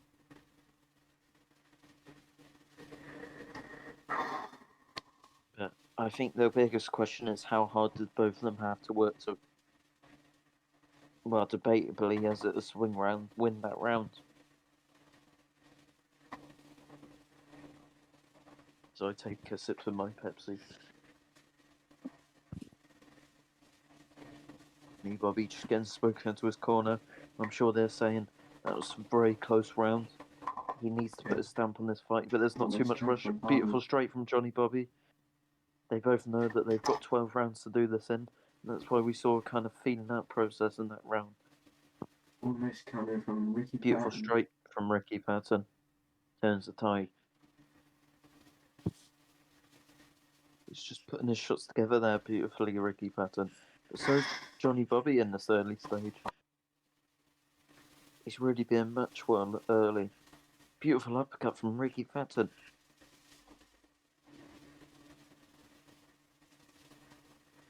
Beautiful straight from Johnny Bobby. Oh, Mixing up his levels beautifully. Although that work was rather out of desperation there from Johnny Bobby. Ooh! Pull and back Johnny straight from Bobby Ricky goes Fatton. down. Drops Johnny Bobby in the second round. That was a beautiful knockdown. Beautifully timed from the beast, Ricky Fatton. Beautifully timed.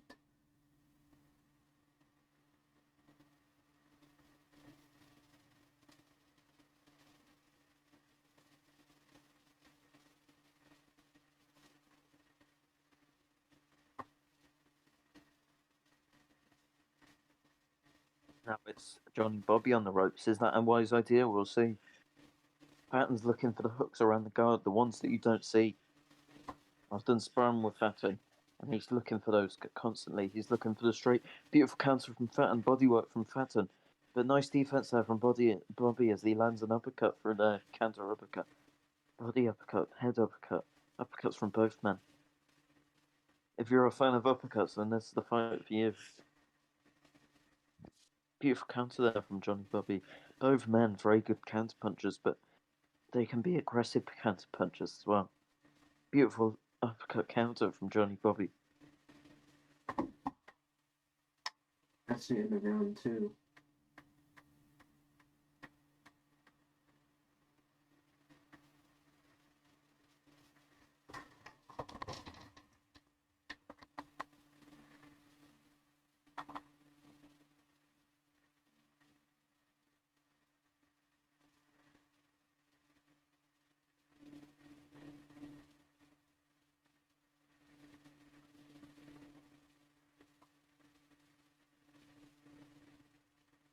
That was a beautiful knockdown from Ricky Fatton in that round.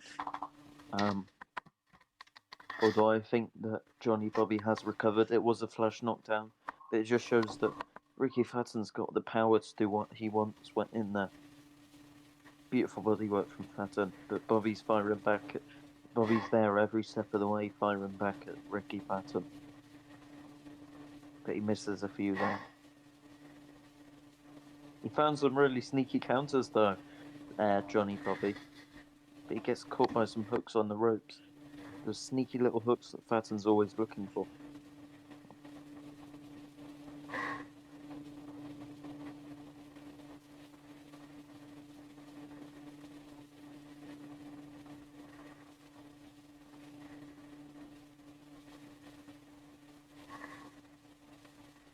Ooh! Gets caught by the hook. Looking for the going back to the jab, back to the basics, Ricky Fatton. And he's looking for other shots off it. Beautiful. Hello, Rex. But yeah, what's up, Nang? What happened in these first 2 rounds? Well, the first round was a swing round, and then the second round, Ricky Fatton gets a beautifully timed knockdown. Oh, nice. But then near the end of the round, Alright. Johnny Bobby was looking for counters on the rope, so shows that he's still dangerous whatsoever. But Ricky Fatton's pounding him on the ropes right now. But Johnny Bobby Ricky gets off those Fatton ropes. looks a lot bigger from when we last seen him. Yeah, I was saying, I wonder whether that was a fought in training camp to be a big physical man in there, or whether he just stopped off at McDonald's on the way to the fight. Yeah, my phone's been bugging, but yep, it is back. This is also a very close round. Alright, End of round number it's the 3. end of round 3.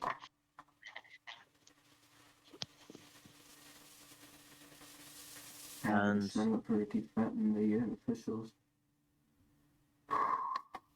yeah, very chunky version of Ricky Fatton here in the ring tonight. Indeed. Both men on their first title challenges. Oh, beautiful hooks Put there them by together. Fatton. Yeah. He knows Bobby's how to head use his got a angles. little bit of whiplash there. Yeah. Beautiful uppercuts through the guard of Johnny Bobby once again.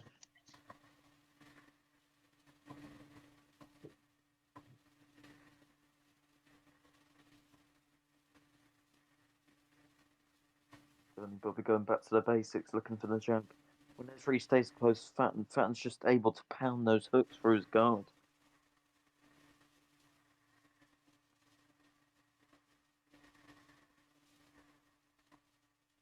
Fatton going back to the jab now.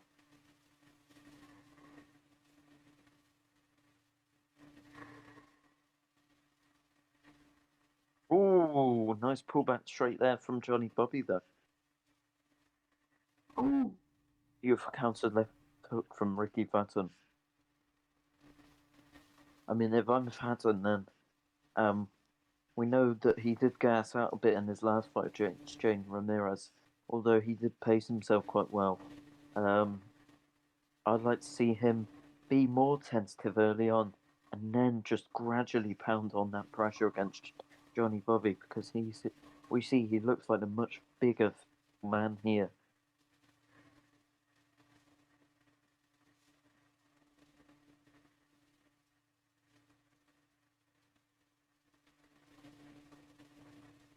Ooh, nice counter from Johnny Bobby.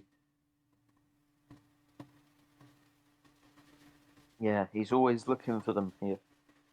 That's why he's always going to be dangerous in this fight, Johnny Bobby. But you see how high Ricky Fatton's stamina is still at this point. He's very good at pacing himself, very good at managing his stamina, even with this extra bulk on him. And then he puts it on his opponent gradually as the fight goes on. And that's what we're seeing at the moment. We're seeing he isn't pressing too hard at the moment. And yes, it is quite a tight fight. Johnny Bobby looking for the but Ricky Fatton with the knockdown, probably going to be a big difference in the scoring of this bout. And Johnny Bobby's on the ropes again. I don't actually think he wants to be here, even though he is looking for those counters. Combinations I see. Yeah. Taking advantage of Bobby being on the Nice rope. head movement from Bobby there. Just still showing that he's a threat to Ricky Fatton. Nice defense there from Johnny Bobby. Beautiful combinations like Fatton. Look like Although we did Andy see good Ruiz defense. Jr. out there. That was some good defense. We saw a few more. Ooh! Counter from Johnny Bobby. Little clinch from Fatton.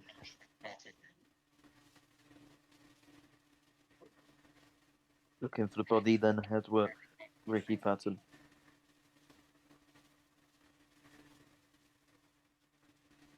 I think Ricky Fatton's not too worried about getting too engaged with it, because he knows that Johnny Bobby is looking for those counters. We saw just the missed uppercut counter there, and he's looking to pound into Johnny Bobby's body there, but just got to watch the stamina, just got to watch the endurance. Oh yeah, I'd say he definitely. That's the only thing he has to watch out for: the endurance. Yeah.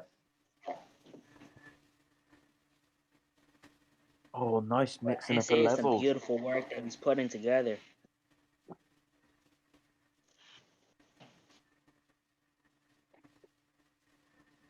Beautiful weave cancel by Fatton.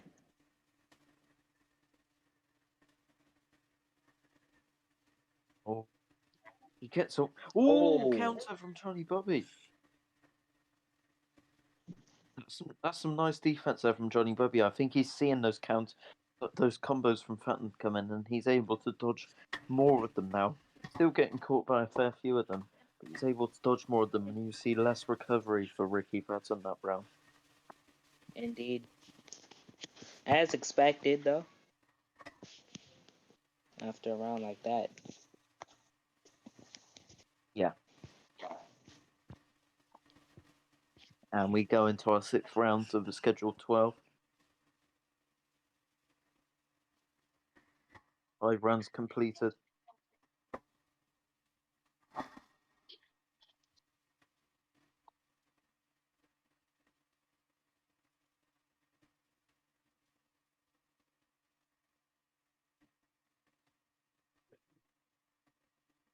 Of course, Next Gen and Noob crew have worked on arguably the fight of the month contender. Fight of the year, possibly. Yeah, possibly. Can't that was a really good card last week. Probably one of the best cards. And Yep, this and card here is we are proving again different. with another. Well, this is Noob Crew's card, but we will have a pair of next gen fighters fighting next. This Or is the another main title. event. Yep, for another title. So maybe And we that could will be be looking the at unifications. Yep, for the next gen X Noob Crew card. So I think both Castro and Flores are watching this fight very, very carefully. Indeed. Oh, beautiful body counter there from Johnny Bobby.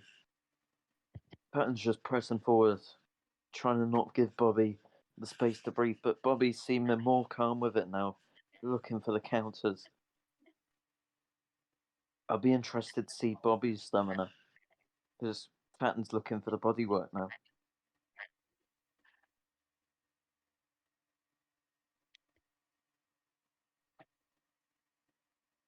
Fatton going to the body with those power uppercuts, I see. And Babatunde Ademola has just said that his head movement is made to counter Fatton. That's a very bold statement. Nice 1-2 from Fatton, looking for the 1-2. Yeah, that was a beautiful 1-2. Looking Seems to like keep Bobby Johnny away. Bobby just walked right into it as well. Oh, nice hook there Nice by counter. Johnny Bobby. Hold on.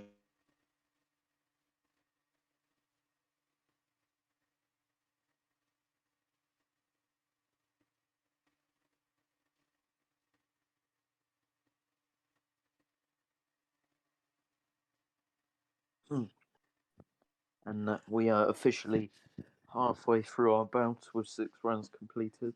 We see Ricky Patton at 84% stamina. Be very interested to see what Johnny Bobby's stamina is at the moment at this very closely contested bout.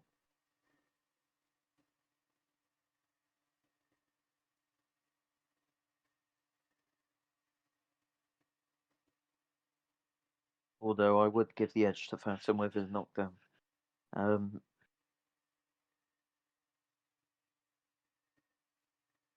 But I think Bobby's going to need some big shots here.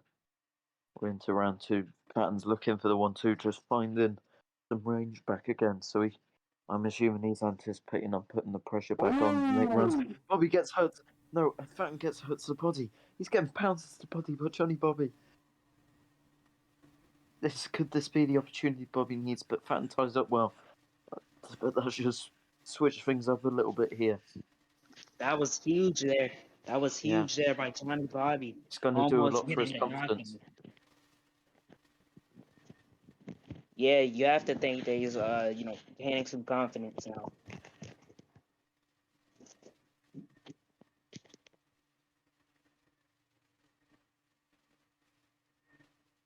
I mean, just what a great card so far.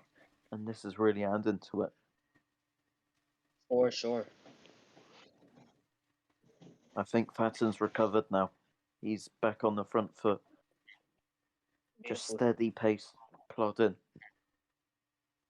But we know that Bobby's looking for those counters. Could Fatton get caught by another one of those?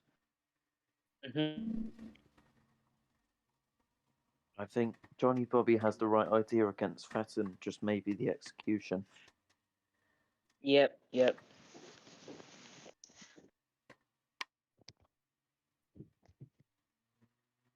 Oh, nice counter by Bobby. Another counter. And to combat that, I see Fatton going to the body. Very smart. I think that was much better round from Johnny Bobby there. He didn't let Fatton get as close. He was looking for those counters, found the counters, and he did hurt Fatton to the body there. Of course, Fatton does have the extra mass now. Whether that's steroids or what, I'll have to ask.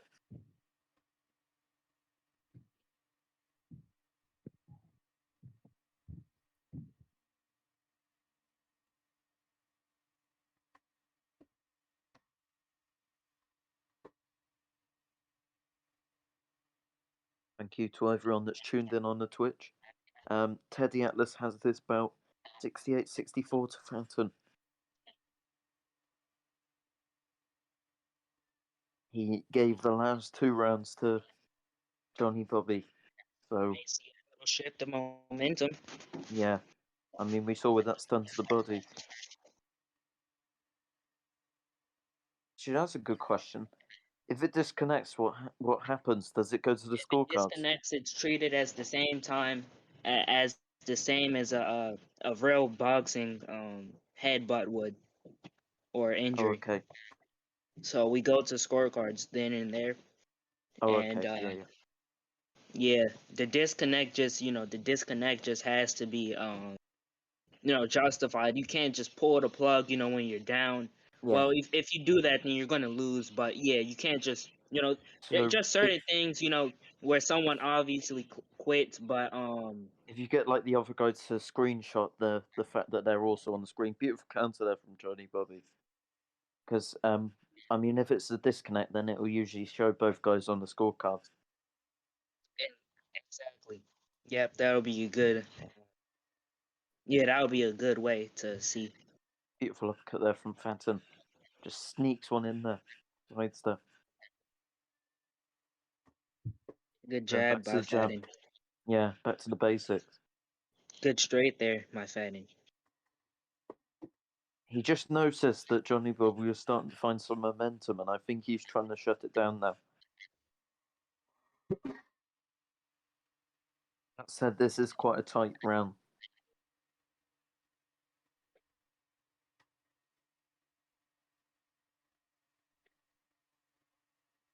Because Fatton, his combos aren't landing as often now. Yep. The fight has slowed down, and that I will say that is in Johnny Bobby's favor. favour. Like, yeah, Yeah. if it does, slow down. Been a very good contest so far. Very high skill level from both men, to be honest. Yeah. And even if Johnny Any Bobby clue where loses this, Flores is? I'm assuming he's just preparing for his fight. All right. I'm still on scoring. All Oh, right. okay. Cool. I Because don't that's know why if do I have to score it or can I go train for the fight? I mean, yeah. Go ahead and train. Go ahead and train. Alright. Wait, who's the third judge? That's the question. I'm gonna try to see Ags Baba Tunde. Okay. Oh, come from Ricky Fatton. Johnny Bobby is down again. Oh, bro. Wow, that Oh, bro. 1-2 through the guard. beautiful there by Ricky Fatton. And that's probably what Fatton needed, man. Because on my scorecard, the fight was very close, but it was, Yeah. very Bobby was close, finding man. momentum. Yeah, Bobby was finding a lot of momentum. That's what Fatton needed. Oh.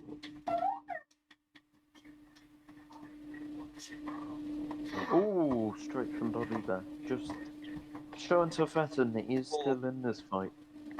Yeah, he is. Beautiful combinations there by Bobby.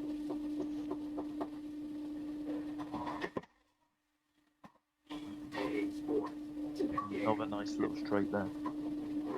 Just looking for those sneaky little counters there, Johnny Bobby. Oh, nice counter there, rear uppercut.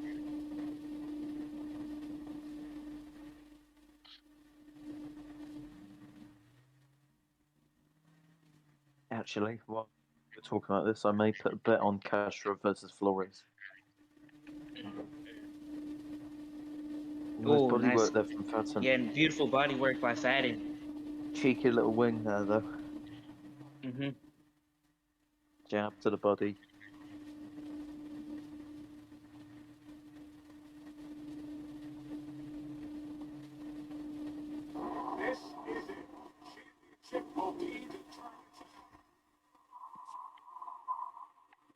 Looking for the combos, Ricky Fatton just hitting the air deliberately. That's kind of a taunt, because he knows that he had the knockdown that round. Yep.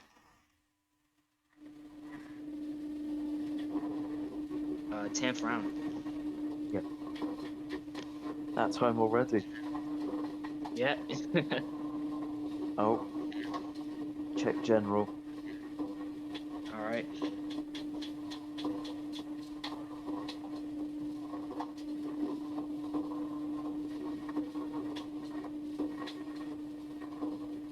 Right, let's go 12 round. Scheduled 12 rounds. And we are into the 10th. Been a rather competitive fight, but I would argue that Ricky Patton's knockdowns have made the biggest difference.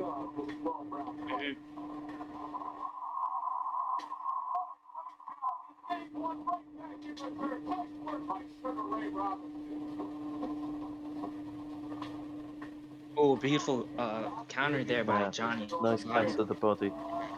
I mean, he knows that he hurt Fatton to the body earlier. Yeah. Oh, nice straight there to the jaw. Fatton. from Bobby.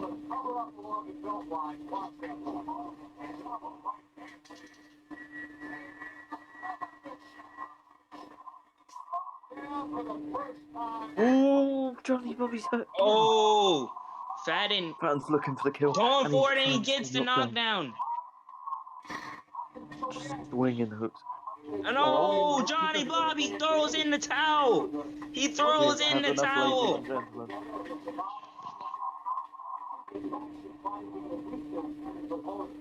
Oh, Bobby. He throws in the towel.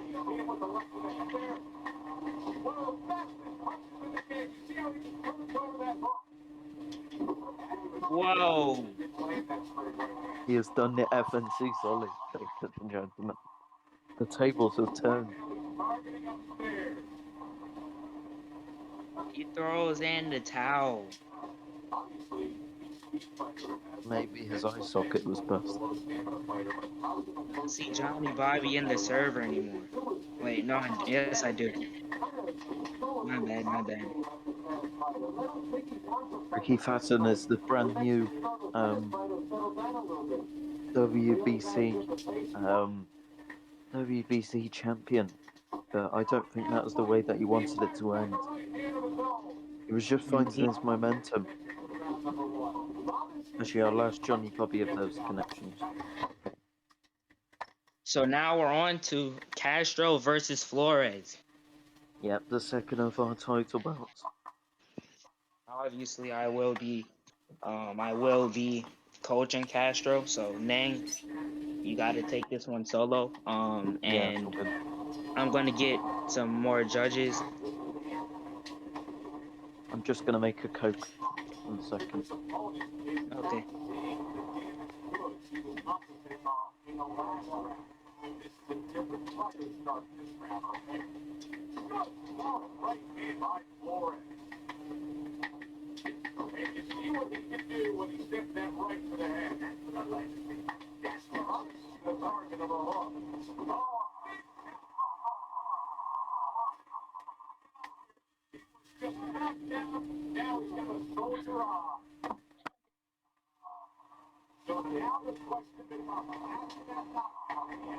All right.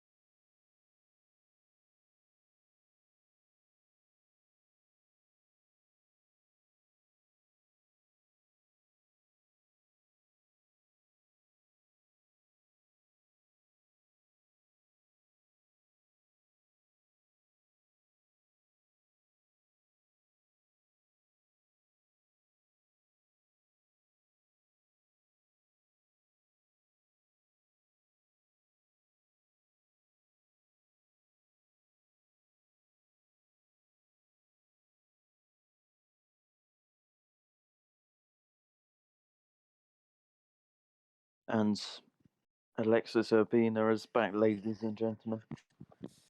Ready for our second title bout of the night.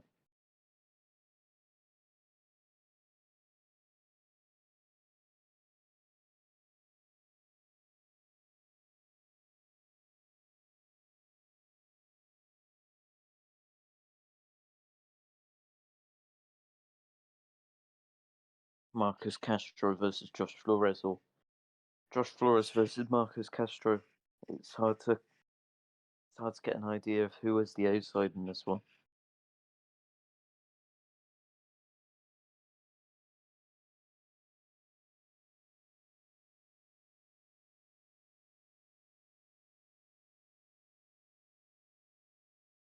And me personally, I can't wait for this bout.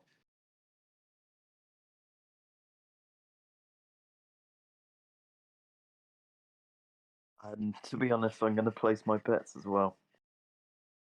Where's the betting?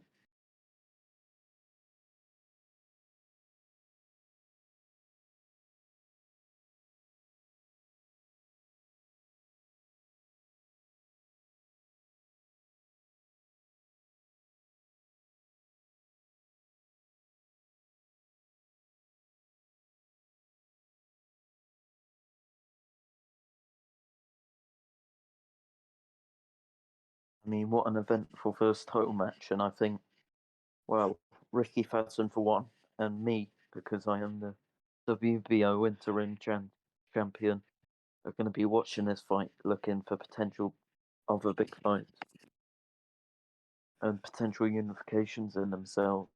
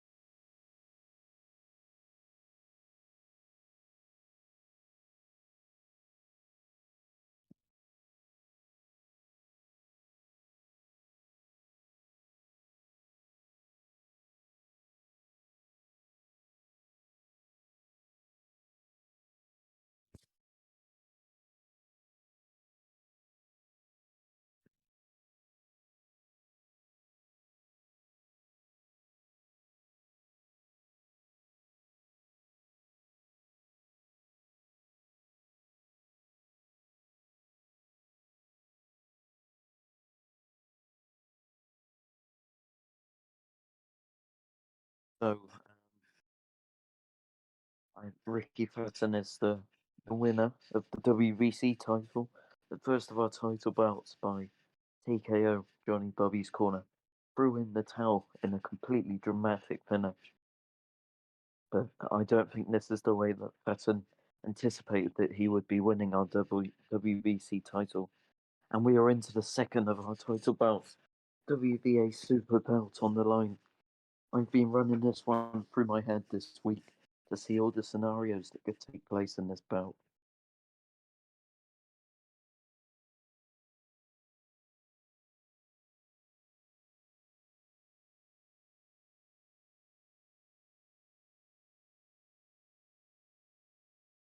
Flores raises his hand. He is ready to go out there and become the new champion, following his former stablemate Alexis Urbina. I'm sure both men watched the last bout closely, watching Ricky Fatton win by TKO. And both men want to put on their own performance to be thought of in a unification. Of course, the WBA, you don't have to make mandatory defenses unless you're the regular champion. This one will be for the Super Championship. Here comes Marcus Castro. Of course, Josh Flores fighting now, Nashville, Tennessee.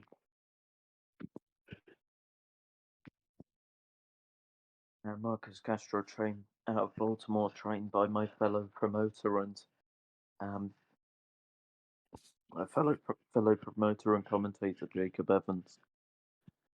And they're coming up close. We see all the tension that they've gone between all of this time, and they touch gloves. We were into the first round out of the schedule 12. They finally come together. The southpaw. Flores looking for that jab early, but Castro instantly on with the pressure.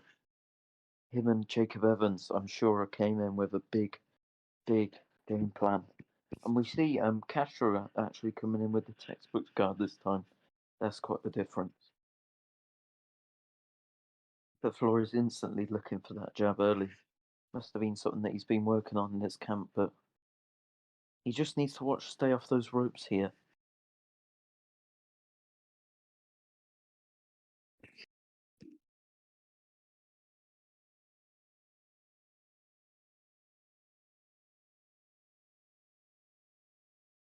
Also, I am on the scoring judges for this bout as well. And I'm expecting a very close chess match. I mean, we've heard both of these guys talk. We see the pressure from Castro, but beautiful pullback straight from Flores, and that's what makes this fight interesting, is that Flores is a really good counterpuncher, and we see the clinch there, but I think he's feeling this pressure from Castro. But is Castro going to walk into one of those Flores counterpunches? There's so many variables to this fight, and another clinch from Flores.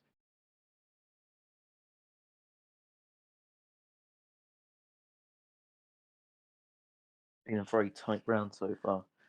Mostly, what do you prefer? Beautiful hooks from Castro, just trying to steal him the round. Very tactical first round from both men. Feeling output. Flores just looking for that jab to the head. I'd like to see him mix up the levels, go to the body a bit. Go to that body of Castro, especially when he's using the textbook guard. He's looking for the clinches because he's struggling to land. It's just jab to the body of it. You're just looking for the jab to the head. Mix it up a bit. I like what Castro's doing here, though. They finish up a very closely matched first round. I think it's going to be very hard for the judges to split that one.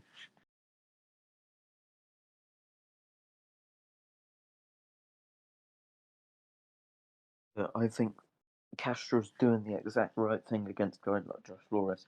He's coming in with pressure, but not reckless pressure. And I think that's the best thing to come in with and make Flores throw shots that he doesn't need to. You see Flores just pumping out the jab, trying to keep Castro off him. He's just doing it to the head. So I think very close round. If I could edge it to anyone, probably be Castro. And we're into the second round. Of course, Castro fighting out the southpaw stance too. So he's going to have the advantage in Battle of the Straits. Beautiful uppercut there from Castro. Body work. Flores just needs to stay out of range if he's not going to be throwing. But I don't know. I think he's struggling to find the gaps when Castro is keeping this much pressure on him. Flores just swinging for the sake of swinging there. Another clinch from Flores. I think he's doing that because he can't find the footwork to get out of the way. So he's just clinching to try and break up Castro's offense. Beautiful straight from Castro out of the southpaw punch. Body work, but that was a sneaky little uppercut from Flores.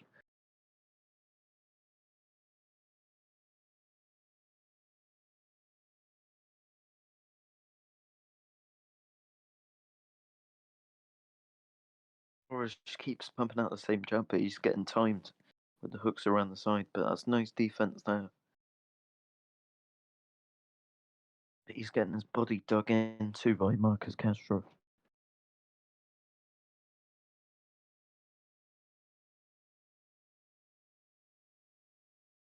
1-2, but gets caught by the uppercut from Castro.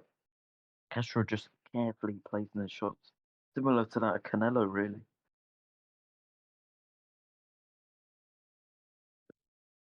Flores' job is to keep him off. That was a nice uppercut counter there from Josh Flores. Castro's just looking for that sneaky straight in the end of combos. I mean, remember, he was down on the scorecards in his debut fight against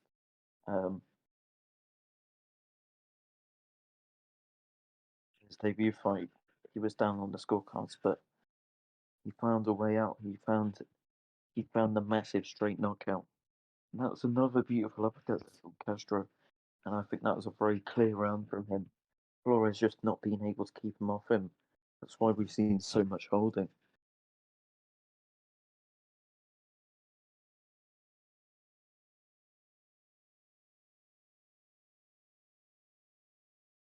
I mean, early on, first round was very close. But second round, I think we're seeing that Castro's playing a very stylistic nightmare for Josh Flores because Josh Flores doesn't have the footwork to get out of the tricky situations that Marcus Castro's putting him in. Maybe perhaps similar to some of Canelo's former opponents because Canelo's putting on that pressure, which we're seeing from Marcus Castro with his textbook guard.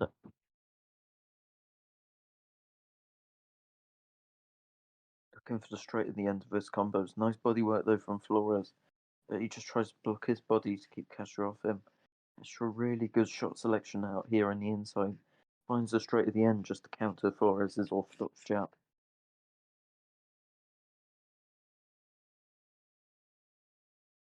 1-2 from Flores. He's just getting caught when he's looking for his counters.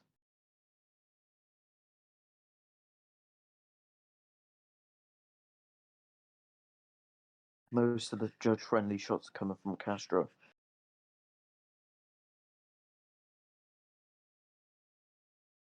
I mean, if we're talking about who's looked the more impressive in their careers so far, it'd probably be Josh Flores, but it just shows that stars make fights, not your results. Oh, Castro looking put the shots together, but he gets caught by the uppercuts from Flores. One thing I will say is Flores has the power, no matter how far through the fight he is. I remember I was beating him by a wide margin on all the scorecards, and he comes through and flashes me. So I think Castro has that in mind. While he's coming forward, he's doing it effectively and trying to look for what's coming from back from Flores. And maybe that's why he shows the textbook block as well.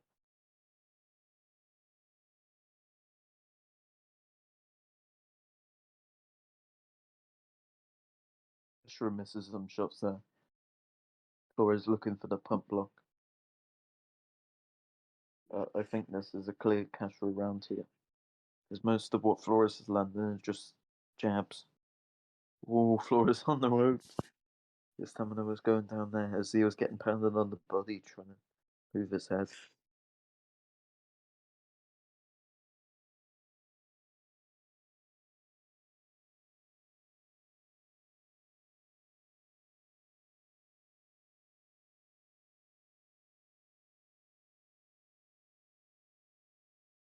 And the judges have, the Atlas have it 29-28 in favour of Marcus Castro. Nice body work there from Josh Flores, though. Just looking to ride Marcus Castro's momentum, but the issue with that is we're giving Marcus Castro a platform to land. And we know that both men have power. It's Marcus Castro that's gone 100% knockout percentage.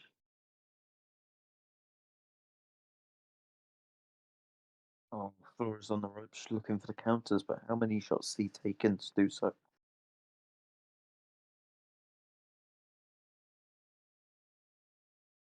Well, nice counter though there from Flores. We see Marcus Castro switch the orthodox stance. Seems there's a bit of a lag on this stream.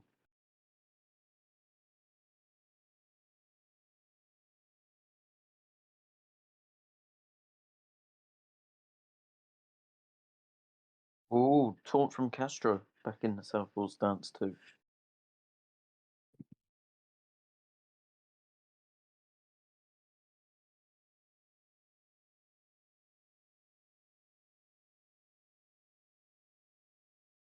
Nice body work from Castro.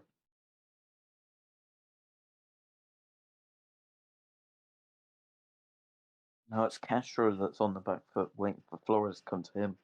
This is kind of unknown territory. Gets countered by a crisp uppercut there. It's kind of unknown territory for Josh Flores.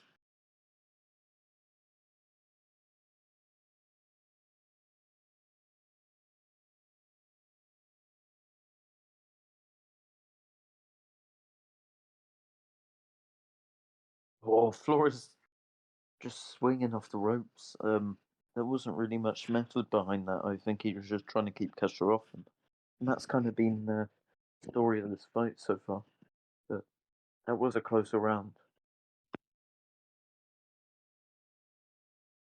But Flores did put a lot into that round.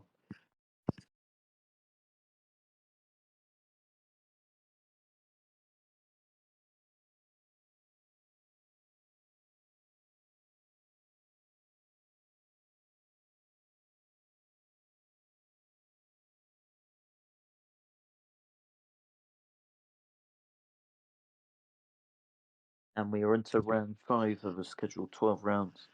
We see Castro back in the stand, into the southpaw stance, putting the pressure on Flores. Flores does land to the body, goes back up to the head. Does manage to find some uppercuts there.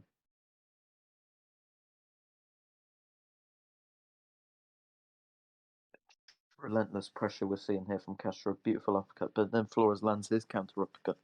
I will say that I do believe most of the counters are coming from Flores. That was what I was expecting to see in the build up to this fight. I think it's really, clinch from Flores. I think it's really a gem for pure fight fans. The fact that we've got 2 title belts on one card.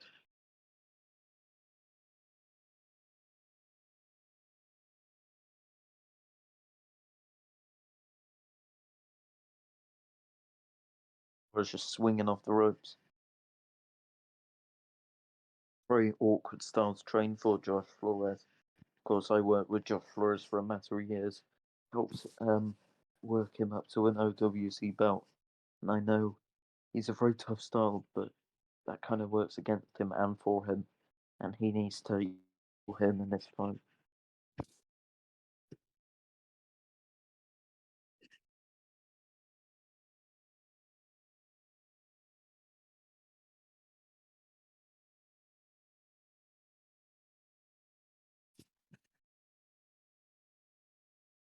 Castro just, even if he's not throwing, he's just pressing Flores with his guard up, making Flores flow. But I think this is a Josh Flores round at the moment. Even though a lot of his work is scrappy, I think he's outworking Castro this round, finding the counters. But he needs to not give it away. Taunt from Castro at the end of the round. 10% recovery there for Josh Flores. And I will say that that was a good round for Josh Flores, but he was more effective that round.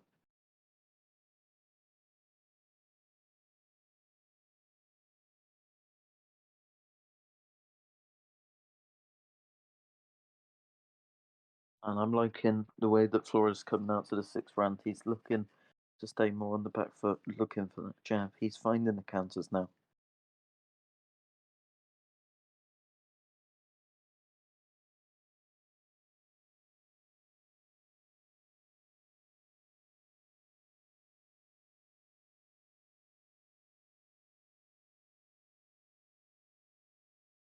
I mean, maybe not as much.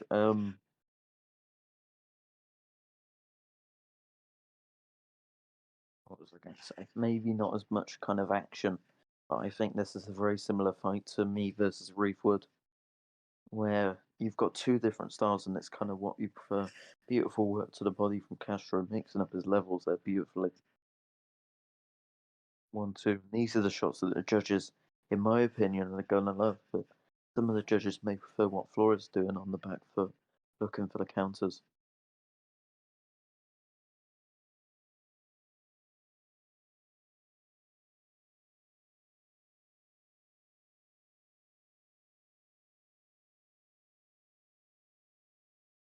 I think Flores has sense that he gave a lot of this round away, and he's trying to claw it back now.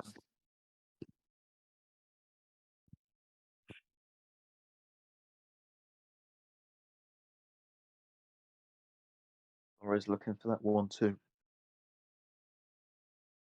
He's getting clips a lot this round. This kind of a worrying round for Josh the Iceman Flores.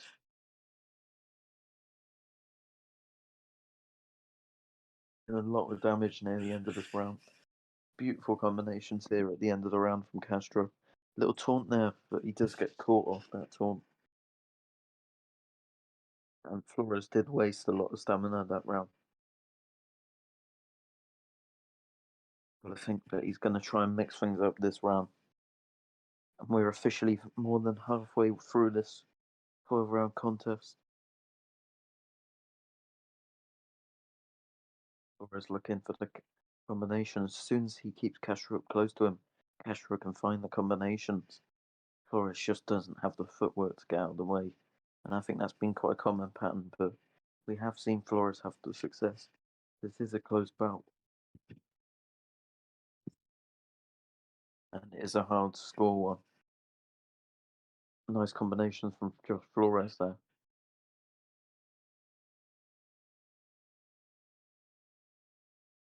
How does everyone in the crowd have this one scored? Our second title bout of the night. Cut from Josh Flores. He's up against the ropes again where he does not want to be.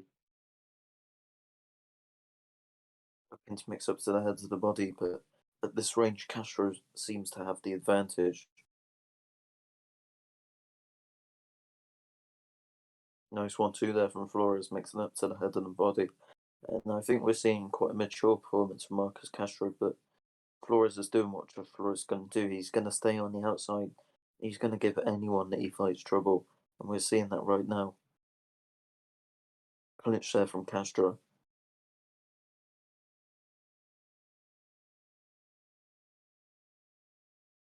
Of course, I'm a fellow champion in this division. Here in the commentary, Alexis Urbina. 5-0. Really looking closely at this fight. Nice because from Flores just outworking Castro in that exchange, but he looks for the clinch because his feet can't get out of the way physically of what Castro's doing. Closing the distance, walking Flores down. Nice counters there though from Flores to end the round. And I would argue that that is quite a clear Josh Flores round, which was what he needed because he was taking a lot of punishment. But look how hard he had to work that round. He's at 78% stamina now, 7% recovery. So that is rather a worry for Josh Flores because I don't know how much work Castro's having to put into these rounds to win them. He's just putting on the pressure, but when he's not throwing shots, he's been fairly accurate.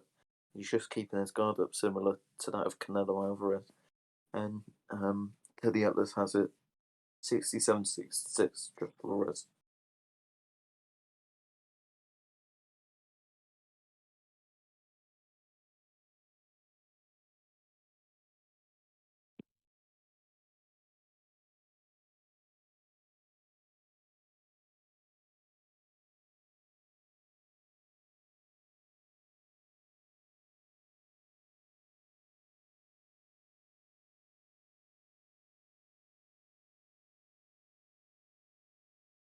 Nice inside work there from Castro, but Flores firing back. He's always looking for those counters off the end of Castro.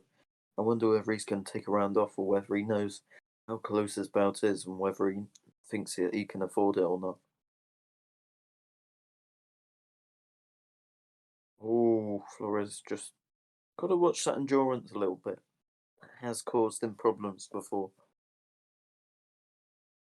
Of course, his last bout, he won a majority decision over Cody Peterson, who we did see in the ring last time, winning a very comfortable decision over Jai Smooth in a wonderful fight. Jai Smooth showed a lot of heart, and I'm sure he'll be back as well.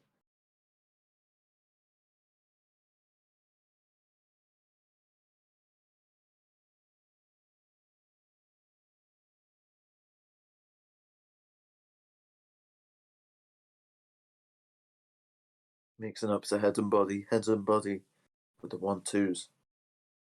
Josh Flores. Josh Flores just finding some sneaky uppercuts through the guard there.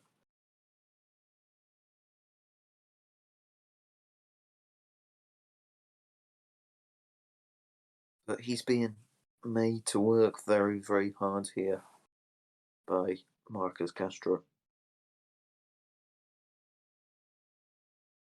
End of round number 8. And we see not a lot of recovery again from Josh Flores.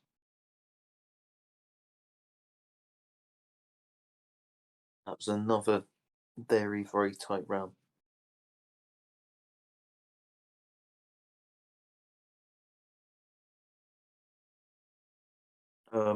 I think the judges are going to have a very hard time scoring this one. We see 73% stamina for Flores, so that's going to be rather worrying in the later rounds.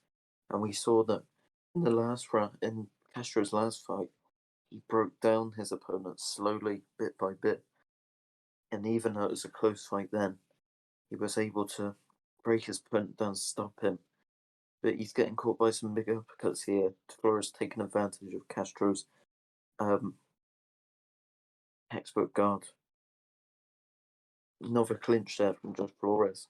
That's been a common theme to do with the footwork.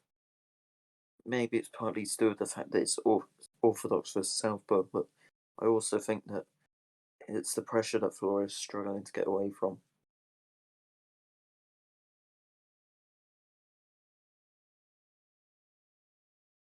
With that said, it's a very close fight. You can have either man winning this one right now.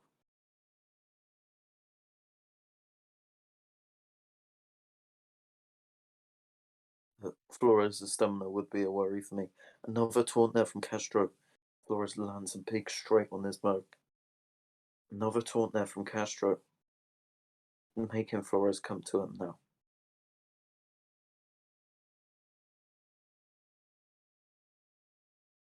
But Flores isn't tempted him. I think he knows his stamina's too low in this ninth round.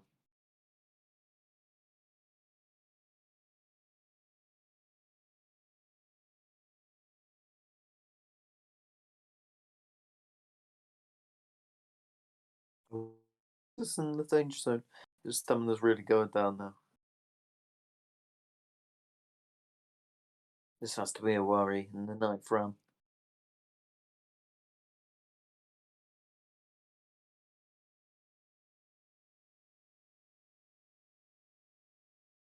Oh boy.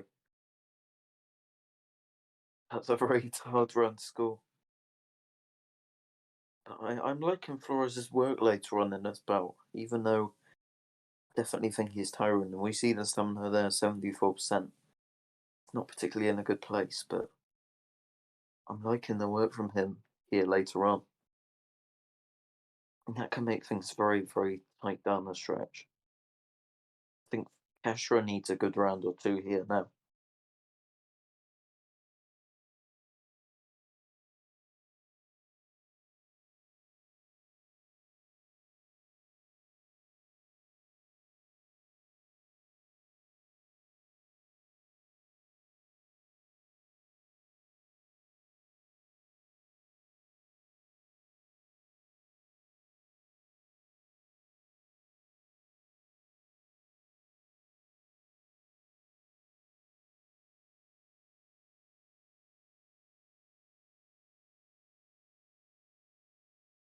And here we are, the 10th round. Another taunt there from Castro.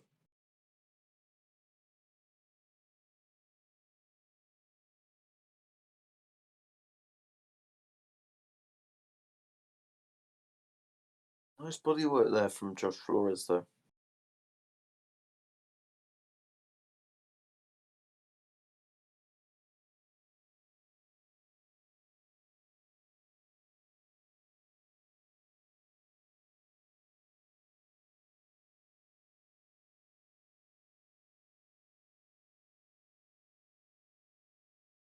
Nice mixing up the level of the jump. I would have liked to see that a bit earlier. He's catching Castro with some nice uppercuts here now. I'm surprised he hasn't wilted yet under Castro's pressure that he's putting on with his hands up.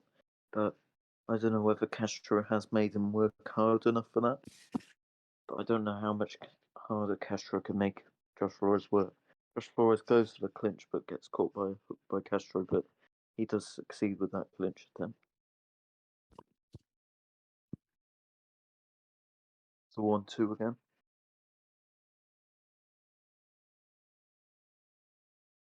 Nice Castro. I think that was a good round there from Marcus Castro. Looked for a sneaky counter uppercut, but Flores just gets out of the way of that one.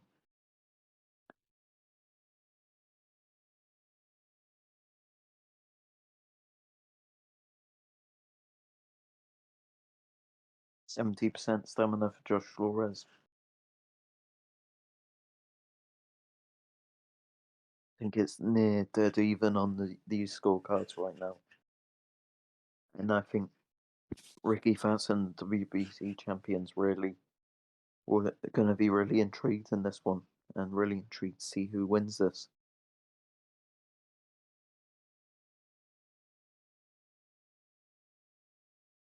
I mean, we see Teddy Atlas, he's got this one dead even right now. You could have either man up or it dead even, yeah.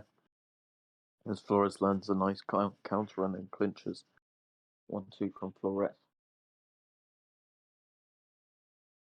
Castro's stamina would be interesting too. Oh, stun from Marcus Castro. He's panned Flores on the ropes. Flores down. Josh Flores has been knocked down. Oh my goodness. Left hook from Marcus Castro. Marcus Castro gets the stun and he knocks Josh Flores down. That's really going to be a really big change in this fight. That's going to be what Marcus Castro needs. Marcus Castro really needed this in this fight.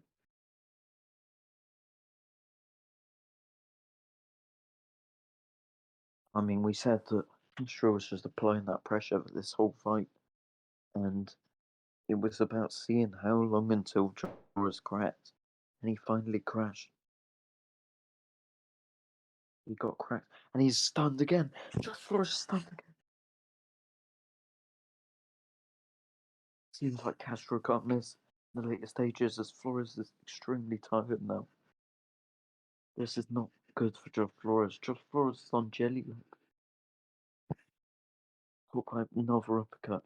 He shouldn't be on these ropes, but I think he's just trying to stay stable.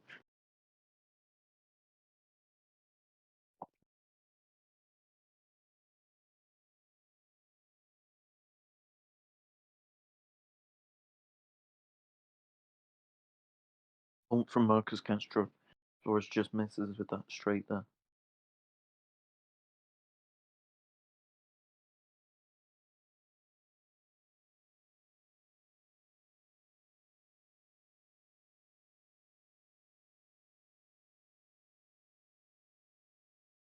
Oh, another beautiful uppercut there from Josh Flores.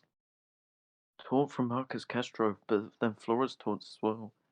But I think he knows that that was the round that Marcus Castro needed. And that's going to be very worrying for Josh Flores on these scorecards.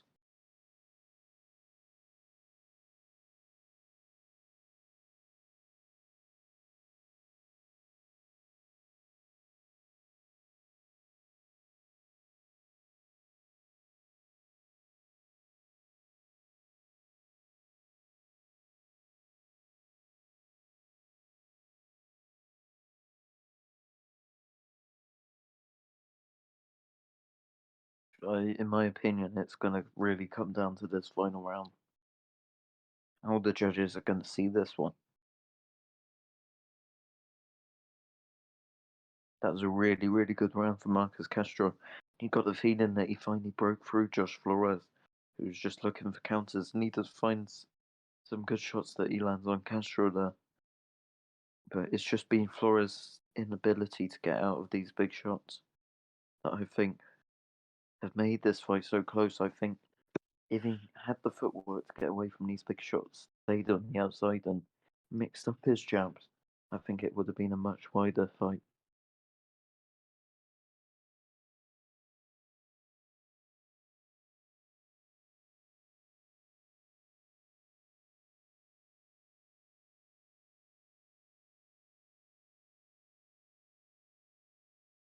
Oh, they're both putting them together. They both know how much is on the line here. WBA Super Championship.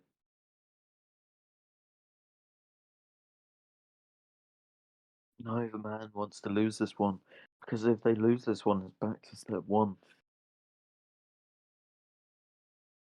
Flores knows that he needs this round, but Castro knows that he needs it. They're just pounding towards the final minute of the final round.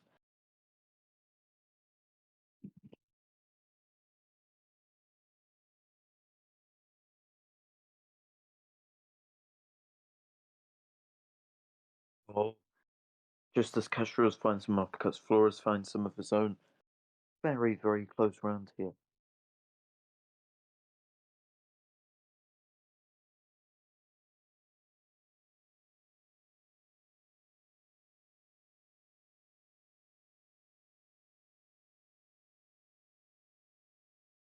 Ladies and gentlemen, beautiful counter there from Josh Flores.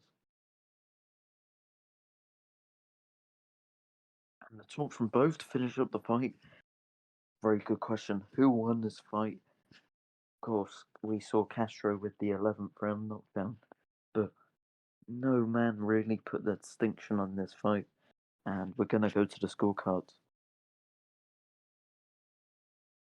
And Castro gets the win on the split decision on the FNC judges, and we could see something very, very similar on the SFC judges.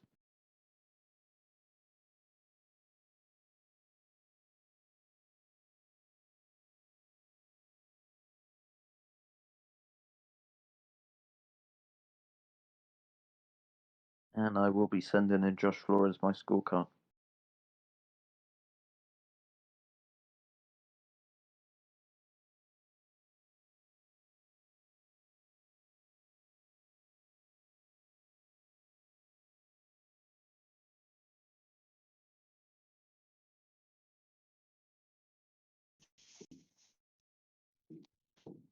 What a great fight. Indeed, indeed, a great fight. Do I need to send? Do I need to send you my scorecard, Rex? Go ahead, go ahead. Yeah, yeah, yeah. I'll send you my. Oh, actually, no, I've counted it up wrong. 1 second. All right.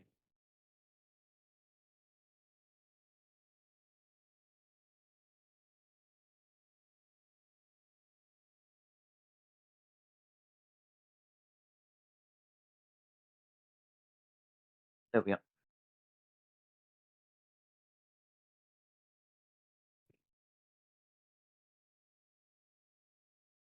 They go the distance. Yeah, a great fight, a great fight. I mean, it's rare to see a split decision from the FNC judges. Indeed, indeed. All right, waiting for one more scorecard.